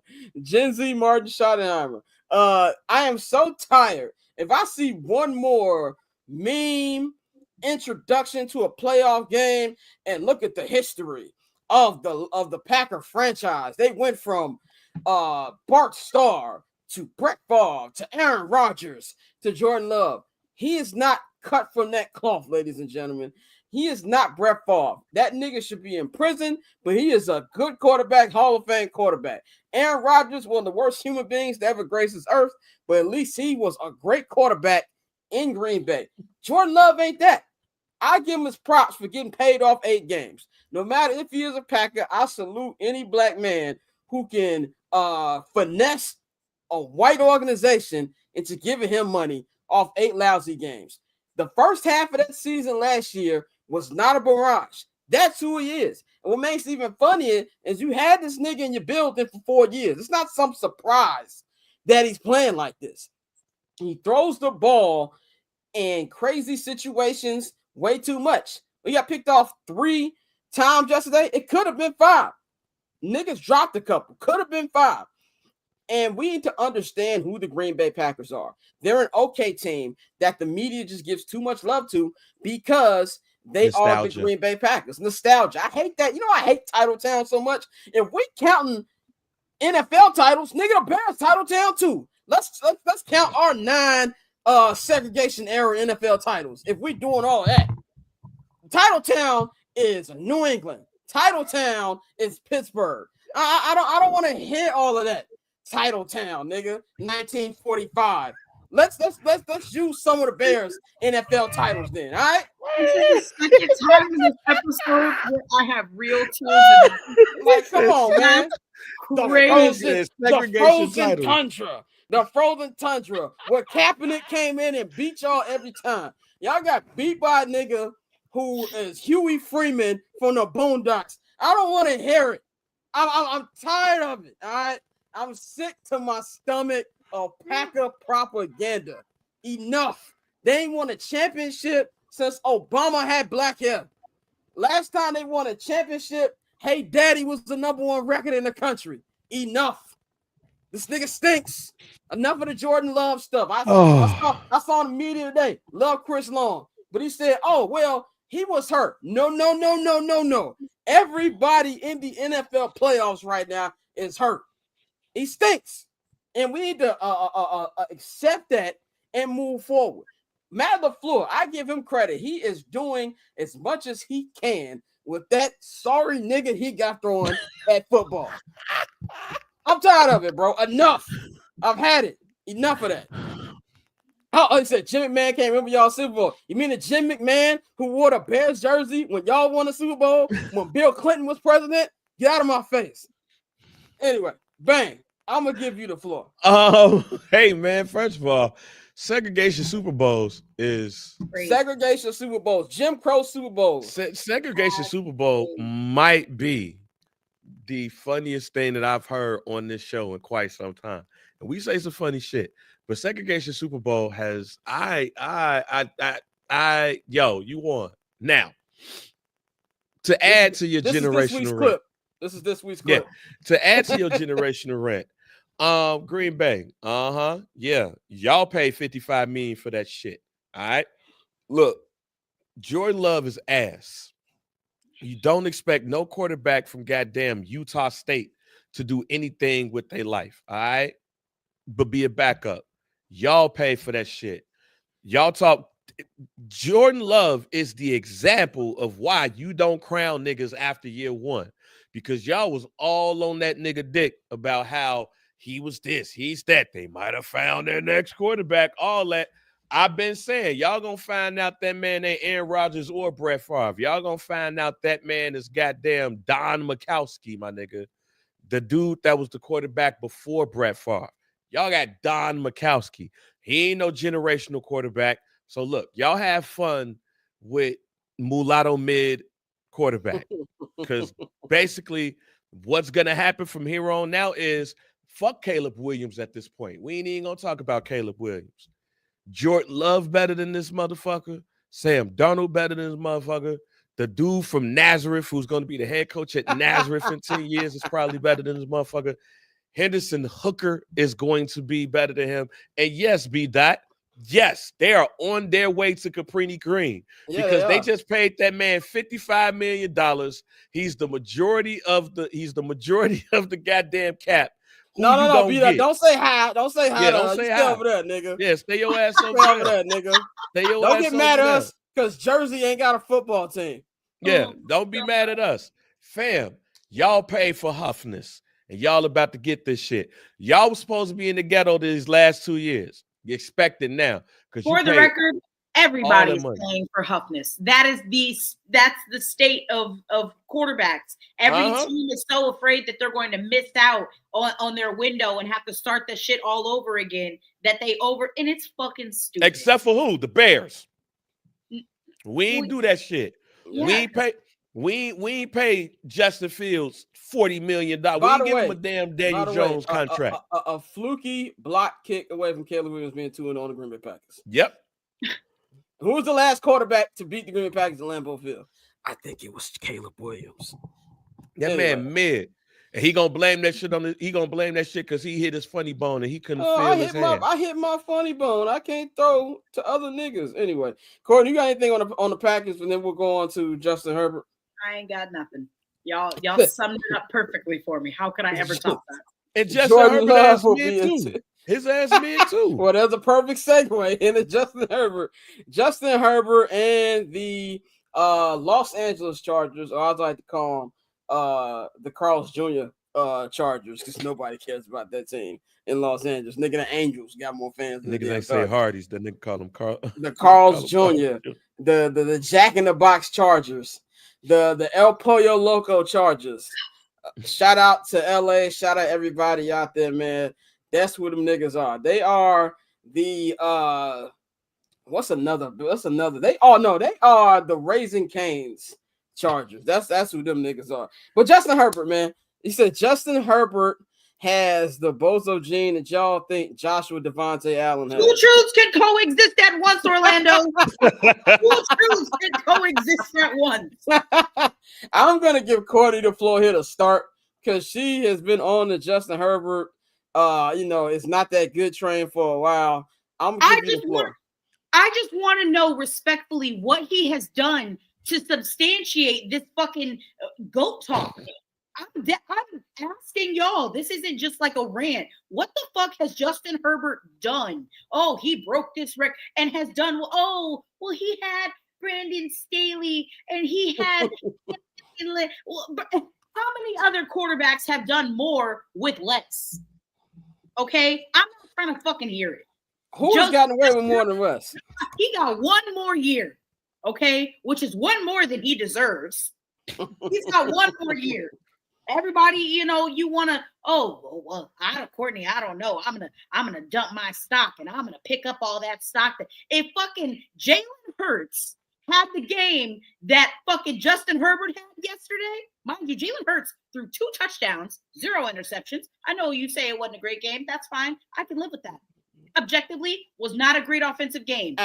This gonna sound like more give him somebody's bill, but 2 of them picks went on. If Jalen Hurts had the game that Justin Herbert had yesterday, white people would be calling him all sorts of racist slurs in his Instagram comments. He would have had to turn that shit off. Well, let them niggas lose next week. You're gonna hear Philadelphia fans come out.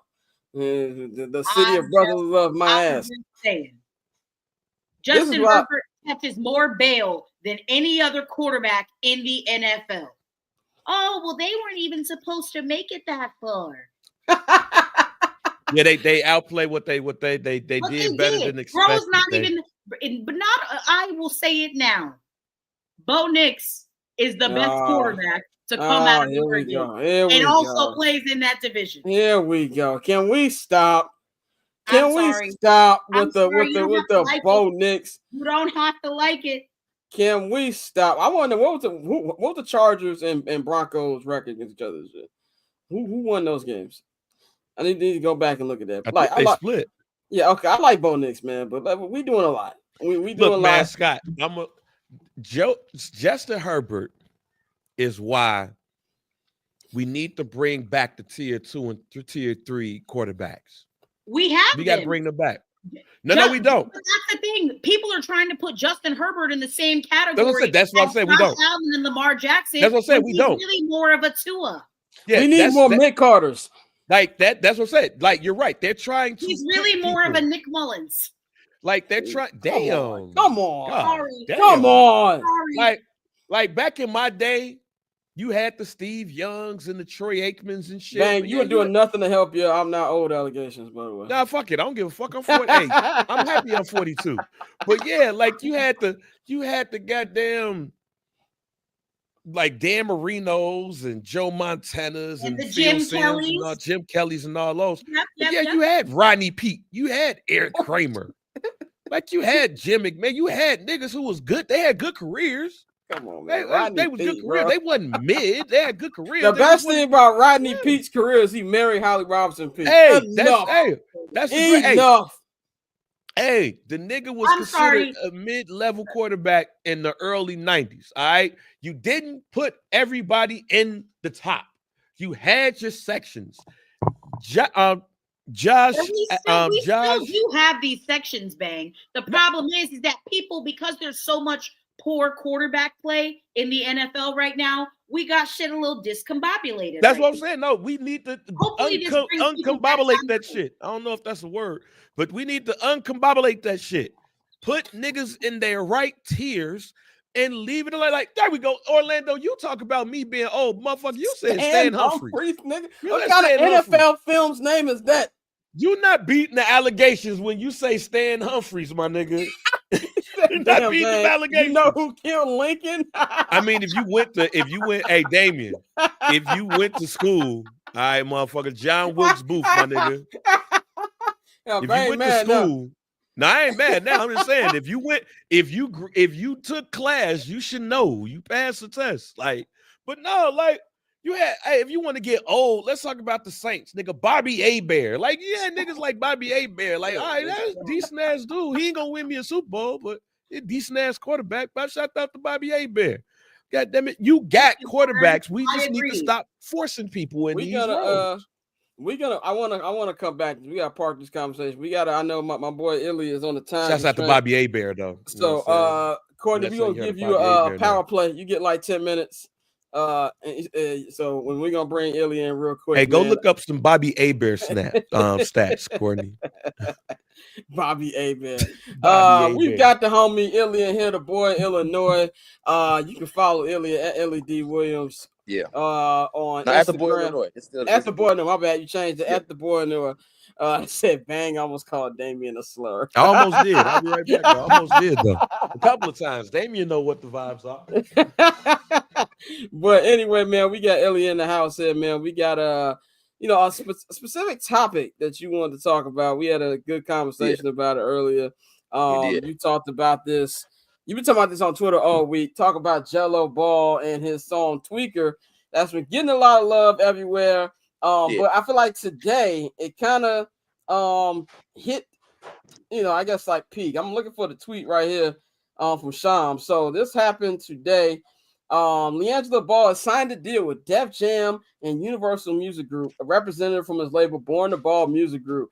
Sources said the deal is worth as much as $13 million, $8 million guaranteed, and gives full ownership to his label. Now, I want to give you the floor to say you went on your tweet rant and explain to the people what you meant by your tweet rant. Yeah, so first of all, Shams put that out like it's a sports contract. So I would like y'all to go visit DJ Brian Z, who runs Audio Mac. He broke down like there's no such thing. The way that Shams broke that contract down, that don't work like that in music.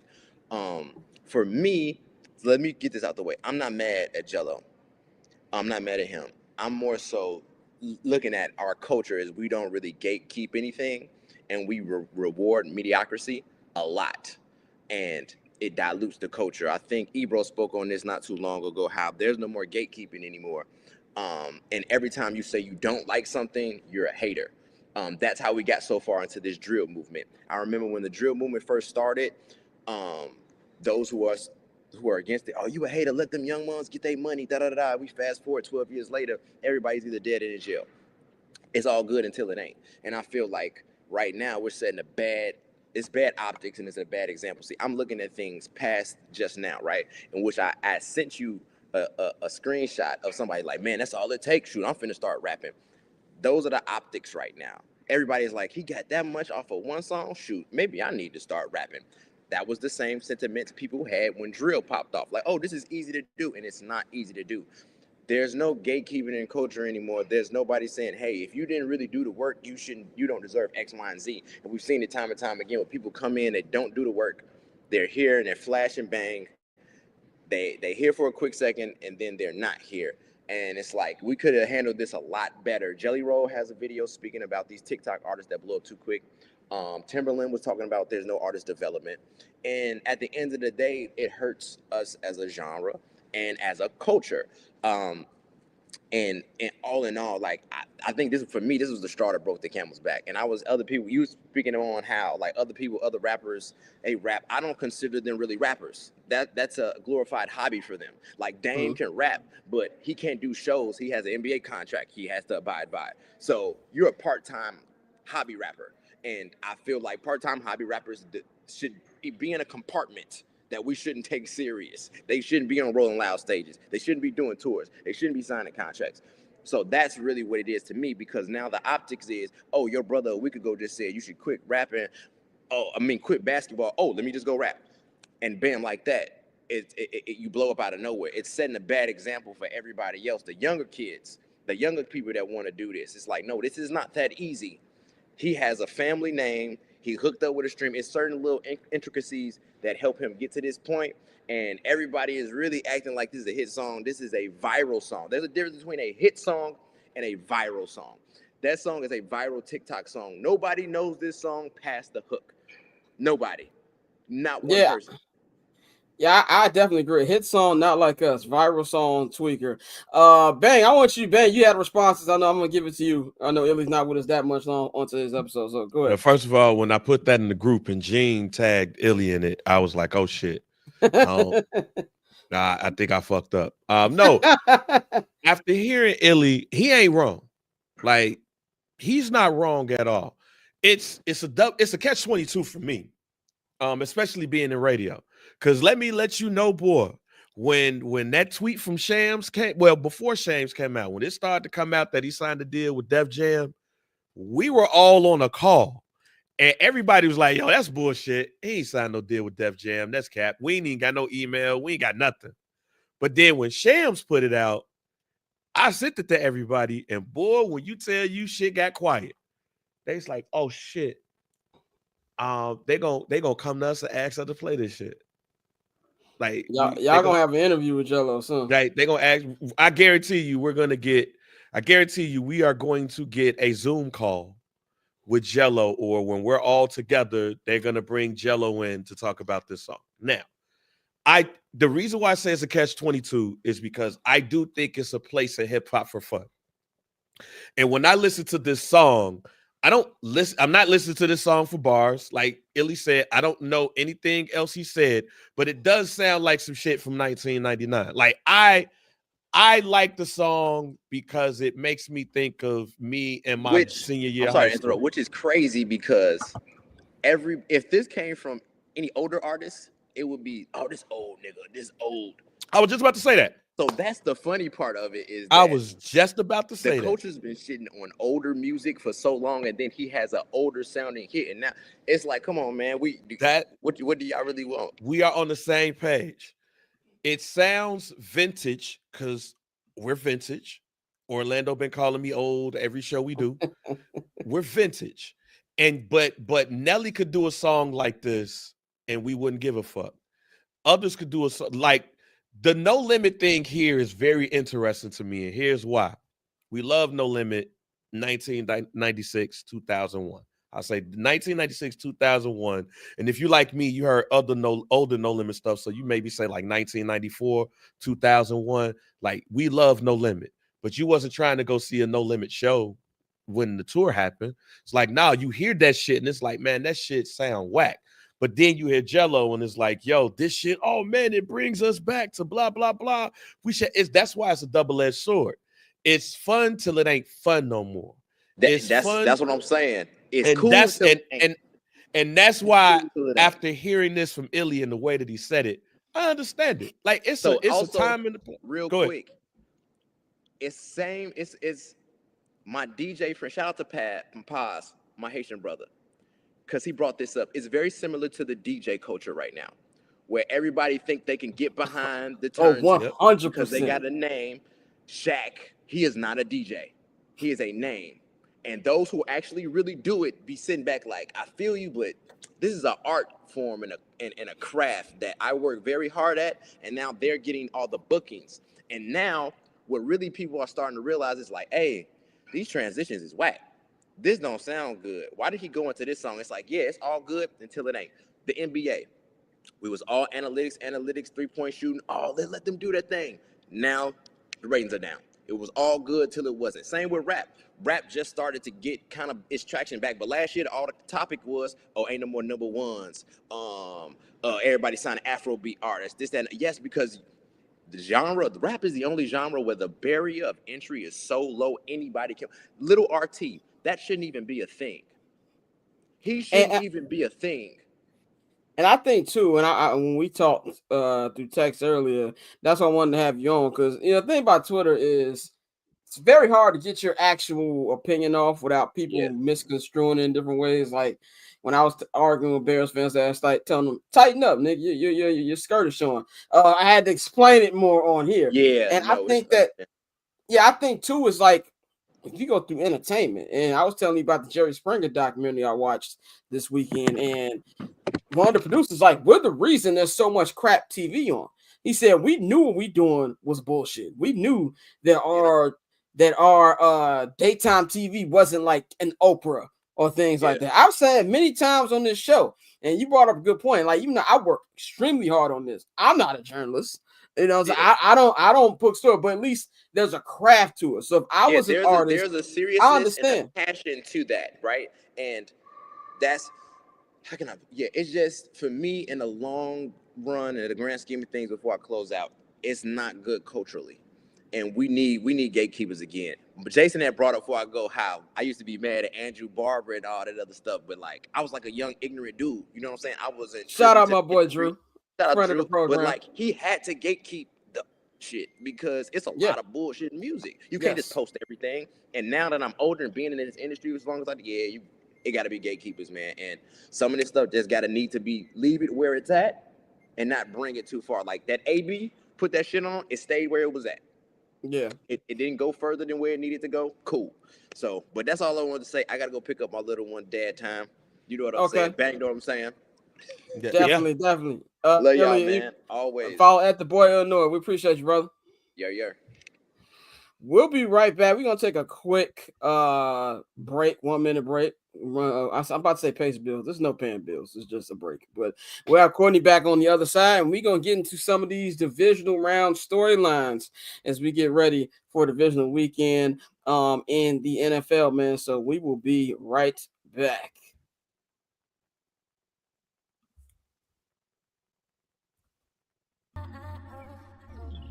So cool. Triple double hat trick, I know the code too. Ice trade, go for trade, yeah we cold too.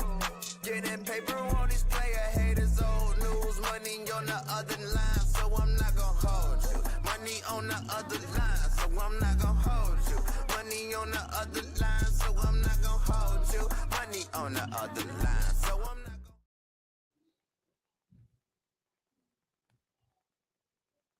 gonna. Welcome back to the program. Courtney, do you have any more Justin Herbert stuff before we move on? I don't, but I am rereading some of the comments. Orlando said New Orleans would trade Bourbon Street for Justin Herbert.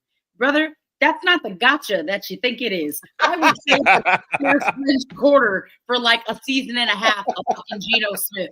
We're become horrendous over here, okay? Yeah, that was like the dude on Twitter who was arguing today about. I would trade my siblings for like 2 years of Kirk Cousins, even now. Oh my God. Okay. I mean, that's kind of like I was arguing with this dude on Twitter today who we were talking about Bears coaching options. And I said, Brian Flores is 100% the worst out of the realistic options. And he went on to say about, oh, they love him in Minnesota and he's a winner. I'm like, yeah, they love him as defensive coordinator. I was like, ask the niggas in Miami who's actually head coach. He's the reason that Tua has therapy. And we can sit up here and talk about how good you think Tua is. He's the reason that Tua had self-esteem issues for a point. And if you consider 10-6, 5-12, 8-9 winning, then we have different discussions about that. So the bar's in hell. I'd say who's your favorite mid quarterback? Who's my favorite mid quarterback? Like ever? Who's your favorite mid quarterback? Like you just like to root for him, even though he's not great. It might be Mark Brunell on the lowest of keys, or Dante Culpepper, even though he was a Viking. But yeah, my favorite mid quarterback is Jay Fiedler. Like, it's just something about that name. Like it's just like he looked like Jay Fiedler looked like he had. Oh no, I got one. He was our quarterback, Jay Cutler. I'm sorry, I like Jay Cutler. I know I'm not one of the few. And then we know you have valid reasons for that. Shout out to Brad Johnson. Brad Johnson, good mid quarterback. Good mid quarterback, made the Super Bowl. Rich Gannon. Yeah, go to a Pro Bowl or two. Be in the NFL quarterback club. The NFL needs more mid-tier quarterbacks, just like the NBA needs more role players. Ooh, that's another one. Yeah, Jake Plummer. Oh, we forget about Jake Plummer. Yeah. We should never forget about Jake Plummer. Never forget about Jake Plummer. Jake Plummer out there in Arizona smoking all the weed. All the weed, bro. He was hype on them sidelines against Texas, bro. He was high. Fitzmagic, another good one. And that's a couple, but Cuddy, my man. I'm sorry. Mine's Brock Osweiler. That's a good one. That's Brock Osweiler. You know, mid quarterbacks was the quarterbacks you always played with in Madden. Like, if you didn't want to play with like Steve Young and all that, like you go get you a good mid quarterback and take that team to the Super Bowl. Yeah, those are the ones. It's like what y'all say on some dude. Mid don't mean whack. Yeah, it don't. It don't. Mid can be is what it is. It's not bad. It's not good. Yeah, hey, they have a long career. Long careers, Long man. careers. Ooh, Yeah. Elvis Gerbach. Elvis Gerbach. Ooh. That's a name. That's a name, people. But Hey, Scott, clip this. We need mid to. quarterbacks. Hey, shouts out to Jesus Piece. Me and Jesus Piece would go back and forth all day long about like old basketball card players and shit. That we need old basketball card players. Players that ain't shit, but you know who they are because they basketball card. Like we need them back too. I'm like that with baseball. Like I can sit up there and like I'm like, oh God. Remember like Richard Bleer fucking from the Francisco Giants? Exactly. Yeah, what the fuck is that? I'm interested. See, Ray Durham was one of my favorite random baseball names. Like Ray Durham. you know who a random baseball card that I had and turned out that dude was halfway decent? Rusty Staub. Like I ain't had Rusty Staub. I say actually I might have his card in this random stack of random baseball cards that like I need to go. Oh, I got 2 dupes in here. Yeah, we need that. We need card athletes back. Yeah, you get that card, they huff as hell, but you had that card, you fuck with them. We need that athlete back. 100%. Yo, Orlando, you naming out a lot of names, man. Rusty Greer. You Matt gotta be Hasselbeck on. is an elite pull because I definitely wanted a Matt Hasselbeck Seattle Seahawks jersey. Matt Hasselbeck. Never even been to Seattle. Hasselbeck is the Hasselbeck family is mid. Yeah. I don't know. Tim was trash. Yeah, he was. Tim was trash. He wasn't mid. Tim was trash. Let's go to these actual division round storylines. So every divisional matchup is pretty much set.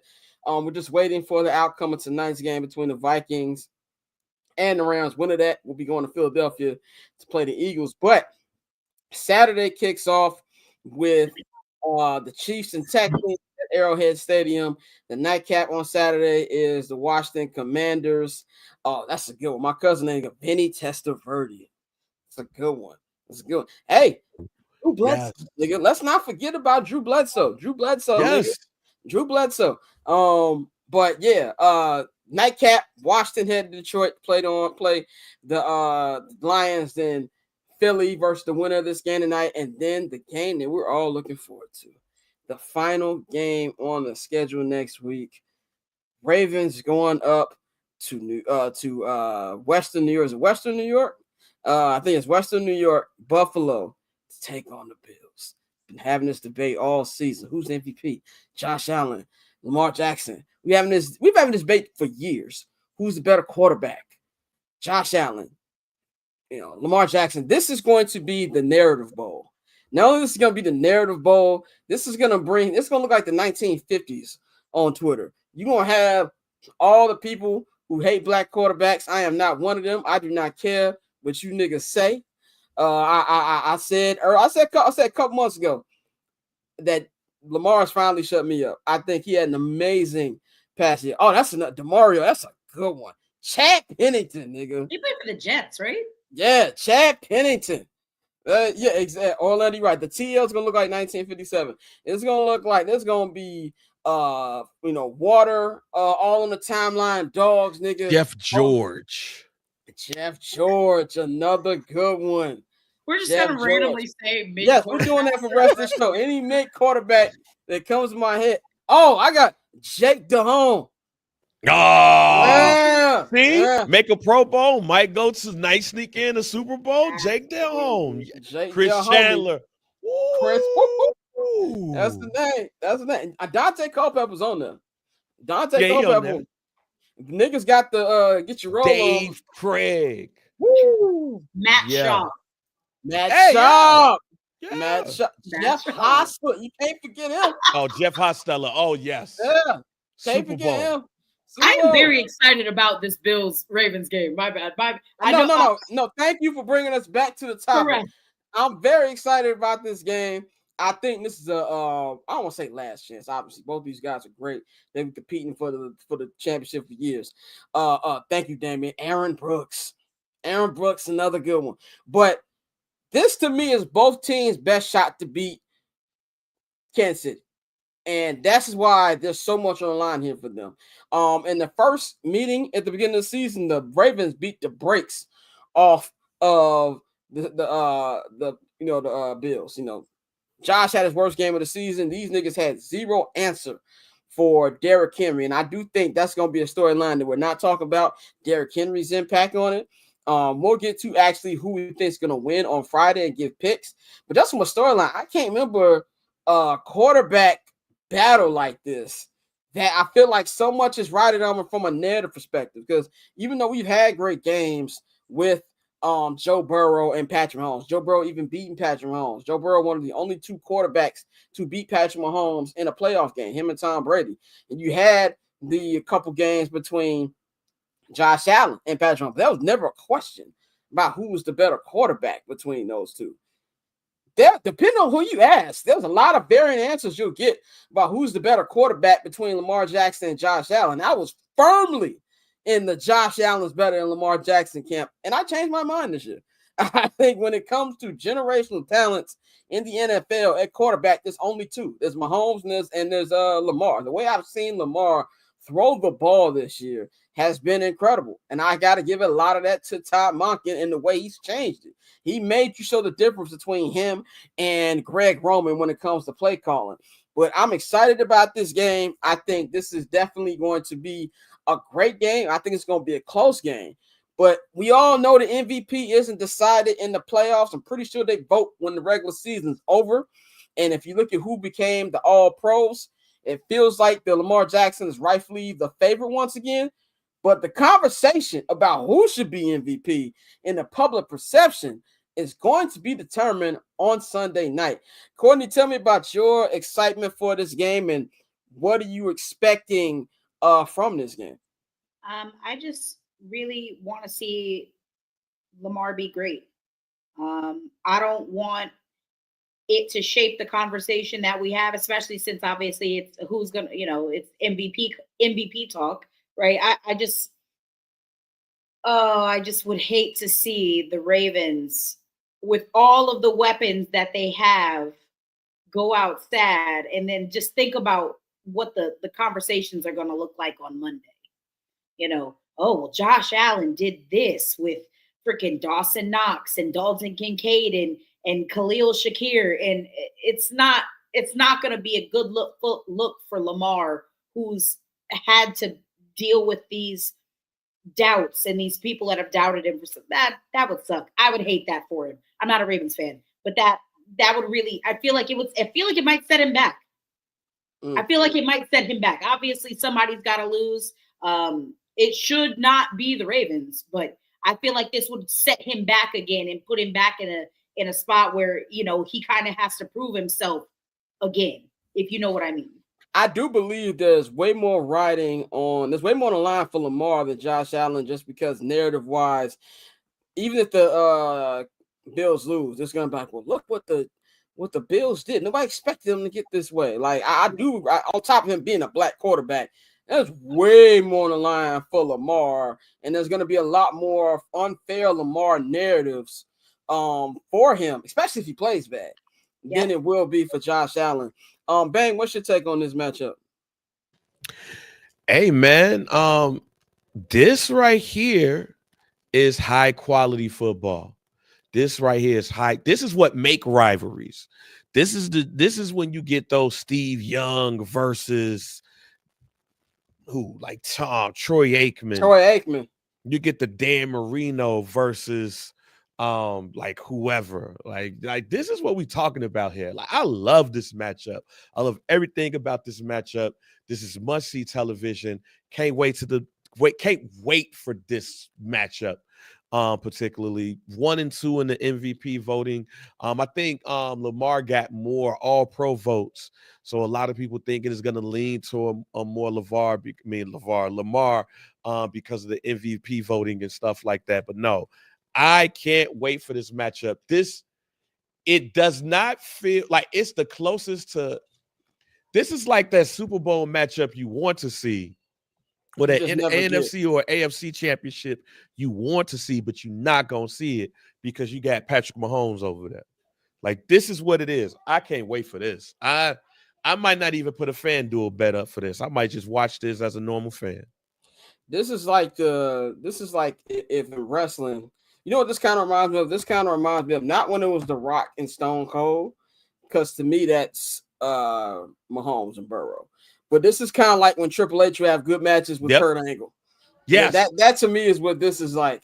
If we're gonna use a wrestling comparison, and I do feel that there's been a lot of unfair criticism for Lamar this year. If we even look at the way they worded, who had the most total touchdowns? Now, before, when you would bring up total touchdowns for Lamar, it was, we don't really care about the running. Now it only matters. Even when they call the games, it'll be a run. And as big of a Josh Allen fan as I am, that we've seen Lamar do that same run countless times, but it gets reacted to differently. And that's why I think it's here. That's why I think it's going to be a close game. But like I said, like somebody said, I'm betting 2 Allen touchdowns, 2 Henry touchdowns. Yeah, The Rock versus Triple H. That's a good one. You know what I'm saying? But even then, I think if Joe Burrow's in, that's why I would look at. Because to me, the 2 spots are solidified. I think it's Mahomes and Burrow. But this is definitely Triple H angle. But I think the wild card here is Derrick Henry. Like, we're looking at the quarterback matchup, but the Bills had a terrible time trying to stop Derrick Henry early in the season. This is why you also win these games. This is where losing the games that the Ravens had no business losing early on the season might bite them, because they got to go to Buffalo. I would feel way more confident about their chances if they had to come to the bank. Out there, Bills Mafia, and not that they can't play in weather, because they can, but it's going to be a little different for this defense on the Ravens. Ravens defense has closed the season well, but it's a lot different playing Josh Allen than it is playing Russell Wilson. And that, to me, is where it's going to be decided defensively and also in the running back department, because I think Derrick Henry is going to have a game. But from a quarterback standpoint, this is going to be incredible. Any final thoughts before we move on to our next topic? No, I think you hit the nail on the head on that one. Said it's gonna be Taker versus Mankind, Hell in a Cell type game. Definitely. When some niggas getting thrown off the top of we got a couple more names. Kyle Orton, Joey Harrington, EJ Manuel. EJ Manuel might have been trashed. I don't know if he was mid. I think EJ Manuel was kind of trashed. Heath Schuler. Hey, Heath Schuler was ass. Hey, Heath Schuler was ass. Heath Schuler, when you ass when you become a U.S. senator, like that's like when you have a political career, you're ass. All right. So, Tommy Maddox. Tommy Maddox. Yeah, hey. Tommy Maddox. XFL to NFL. Yes. Tommy Maddox. Frank Reich, like you just named. Frank Reich got a couple coaching jobs because of his little lucky postseason he had. Hey, Frank Reich, greatest comeback in NFL history. Yeah. Well, yeah, I think it was. It was. Well, the greatest playoff. Remember we had the way the Colts came back. Oh yeah, greatest playoff. Yeah, greatest playoff comeback. But let's move to the other big stories in this divisional round. This Detroit Lions.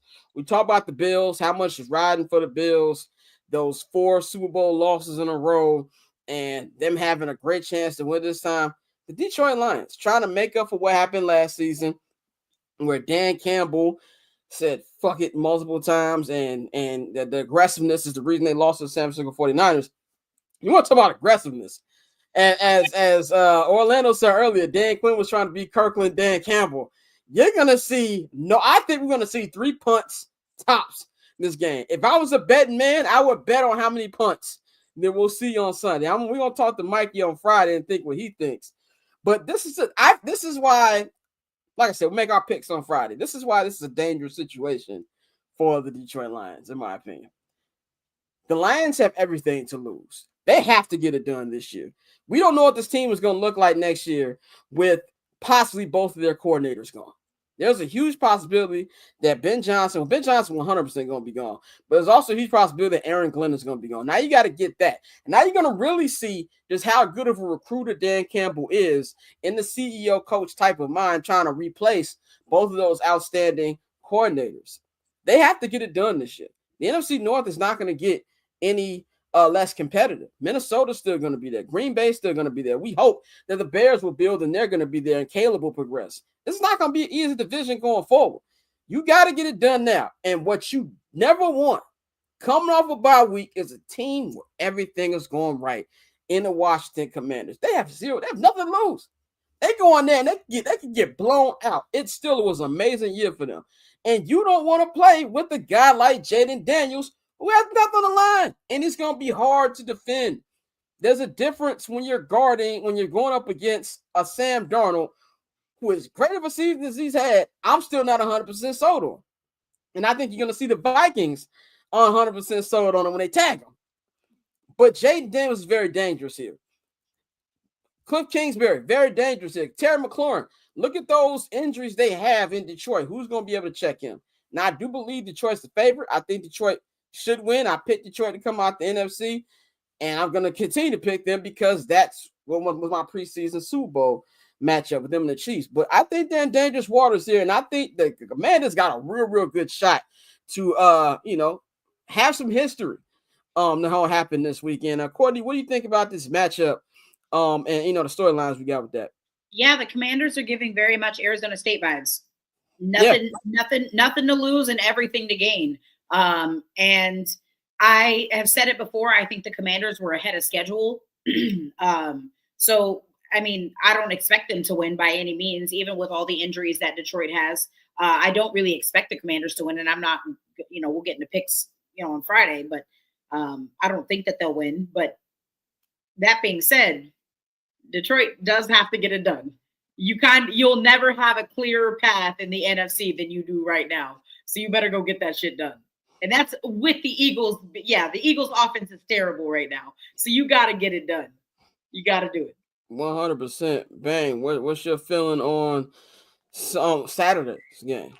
Nobody give a fuck about the Detroit Lions but the Detroit Lions and J.R. Bang. No, I have put my allegiance with the Detroit Lions to take care of what they got to take care of with the Washington Commanders. However, you're right. All of the pressure, I mean all of the pressure, is on Detroit.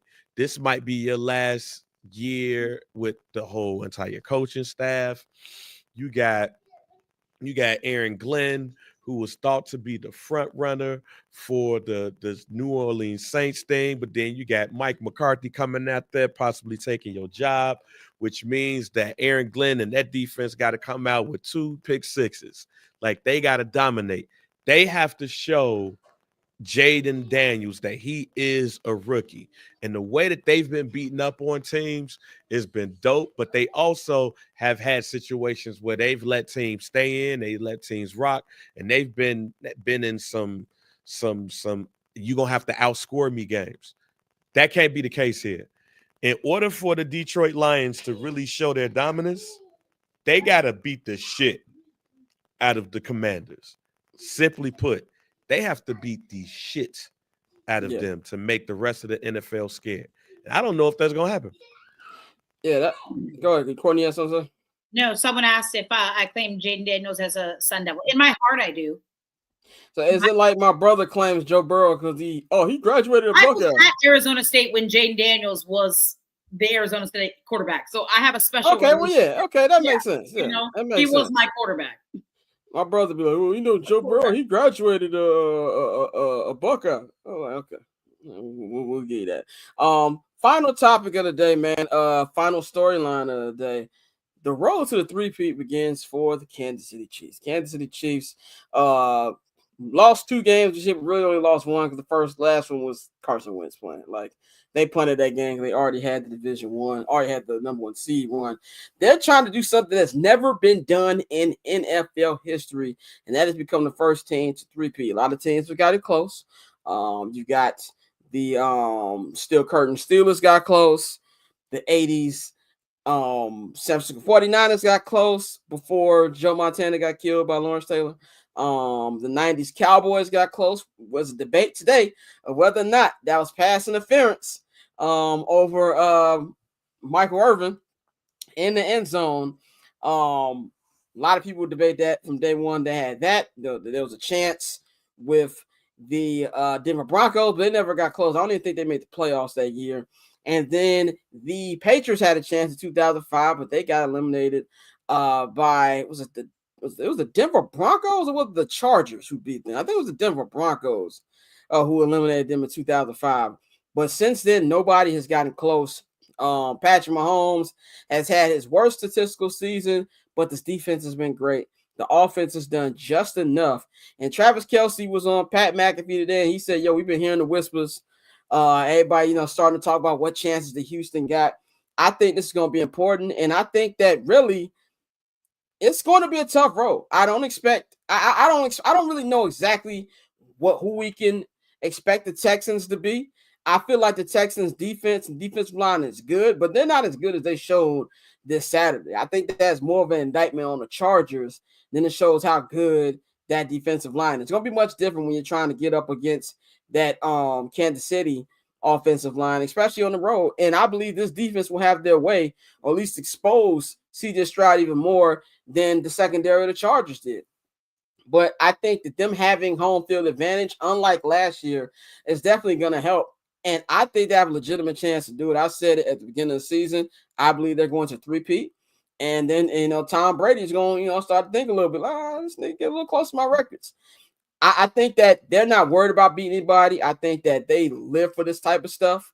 To hear everybody talk about us we're talking about Lamar Jackson and Josh Allen, they hear all the talk. And I really think that when everything is settled, that they're actually going to three-peat. That's going to be the first thing we see in NFL history. Courtney, what do you think about their chances to three-peat? And really just do the Texans even have a chance for this to even be a conversation? Any given Sunday, it can happen. Will it happen? I'm highly doubtful. But I don't. Honestly, I think whoever wins that Ravens-Bills game can beat the Chiefs this year. Something, I know they've had some, good teams do, all the little things. I get it. I'm still thinking about that Denver game where they won off a blocked field goal. They've had a lot of things go in their favor. And I'm just saying that I don't feel it this year. I don't feel it. Maybe I'm being delusional because I don't want it to happen. I don't feel it this year, guys. I don't believe in the Chiefs. Did you feel it last year? Did you feel it last year? Because I had a similar conversation last year. You're absolutely right. We did have this conversation last year. Wait, yep, you're absolutely right. What is my dumbass thinking? What am I thinking? Why would I ever doubt? And Baltimore had home field advantage last year. Why would I ever doubt Patrick Mahomes? He's never literally given me a reason to doubt him. And that's why I'm at. I'm like, look, they could lose. I think, like I've said before, I think the Bills and the Ravens is their best shot to knock the bully out. They could lose. I'm not betting on it. If they lose, they just lose. They ain't finna be on my watch. I am giving him Tom Brady, Michael Jordan treatment. If y'all lose, that's just because y'all lost. Not because I said y'all was going to lose. Bang, you said all season that you're taking the field when it comes to who's going to win the championship. Do you still feel that way, or do you think the Chiefs going to actually get it done? I still feel that way only because it's hard to win 3. Like, you playing all of these games, attrition, and all of that stuff. I'm not as confident as I was at the beginning of the season, but I'm still taking the field on this case. But it's hard for me to look at the Kansas City Chiefs and not think that it's not going to happen. Like, they got the easiest road. When you look at it as number 1 seed, you do have the easiest road. When you look at who they're going up against, the Houston Texans. Remember when Deshaun was there and they was up 21-0. That great comeback. And that great comeback, like, that was one of the few games where I looked at them up 21-0 and was like, oh yeah, this game ain't over with. And what happened? They end up losing. So hell no, CJ Stroud is not winning this game for them. And then when you look at the war of attrition that's probably going to take place between the Baltimore Ravens and the Buffalo Bills, it's hard for me not to say that the Kansas City Chiefs is not going to go to the Super Bowl. I think all of this is contingent on what Detroit does. And like I said, Detroit has to put their foot on the neck of the Commanders to show teams like, yo, we out here. It's the playoff time. We rested. We good.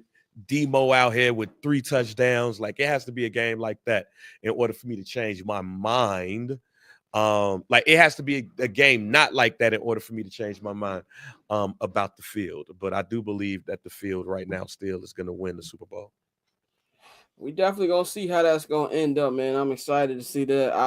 I just love watch Patrick Mahomes play, and he's a psycho. I didn't know he was a psycho until I watched quarterback, and I was like, yeah, this who's my man on SpongeBob? This Squidward talking ass nigga is definitely a psycho, 100%. But if you're the Ravens or the Bills, you like this is our shot.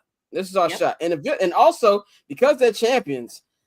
Then I think the Chiefs like, all right, let's get these niggas out of here. Let's do what we gotta do against Houston and get ready for the real war. Because we gonna have a quarterback who's worthy coming in. We know about the Bills beat Kansas City this year. If you're a Ravens fan, week 1, remember that Isaiah Likely touchdown that got called back. You thinking we had him. So that's why I'm excited about that. CJ Stroud, all y'all just go away. This is what we really want to see, man. And I think that I still think when the smoke clears, man, Mahomes gonna be there with number 4. So we'll see about that. That is all we got for y'all today. These episodes are not gonna be 2.5 hours anymore because the NFL season is coming down to the end. But good show today. We'll be back on Friday. Dante will be back. Mikey will be back. It'll be the full gang on him, man. Shout out to Illy for joining.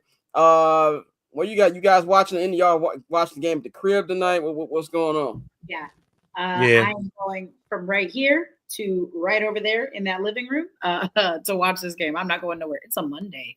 I'm a child of God. Monday. I can't say about Monday playoff games. Not a fan. Not a fan. I prefer 3 playoff games on Saturday, 3 playoff games on Sunday. And this is like the least sexy matchup too. So like it's the most Monday of all the matchups. I think it's gonna be a good game. I think it's gonna be a good game because again, it's like pizza. It goes back to our original thing. It goes back to our original thing. It's like pizza. But you can follow Courtney at 1-800-CALLER on all social media platforms. You can follow Bang at GR Bang on all social media platforms. You can follow me at Barberchair Scott. Follow the Barberchair Network at Barberchair Net. Follow our partners, HMB Media, HMB Media TV on Twitter, at HMB Media on Instagram, man. Of course, you can follow, get into our Patreon, patreon.com/Barberchair Network. If you listen to this on a podcast version, the link is in the description box. If you're watching this on YouTube, on Twitter, or whatever, you can take your phone up to the QR code. It'll take you to the link. If you subscribe to the $10 holler, that is the Barberchair All Access tier, you will get 25% off your first order on the Barberchair Network merchandise shop. That is bcnetshop.com, man. Thank everybody. Shout out to all y'all who tuned in. Steve Berline. That's another one. We will be back on Friday. Enjoy the game, man. Y'all all have a good Friday, and we gonna holler at y'all.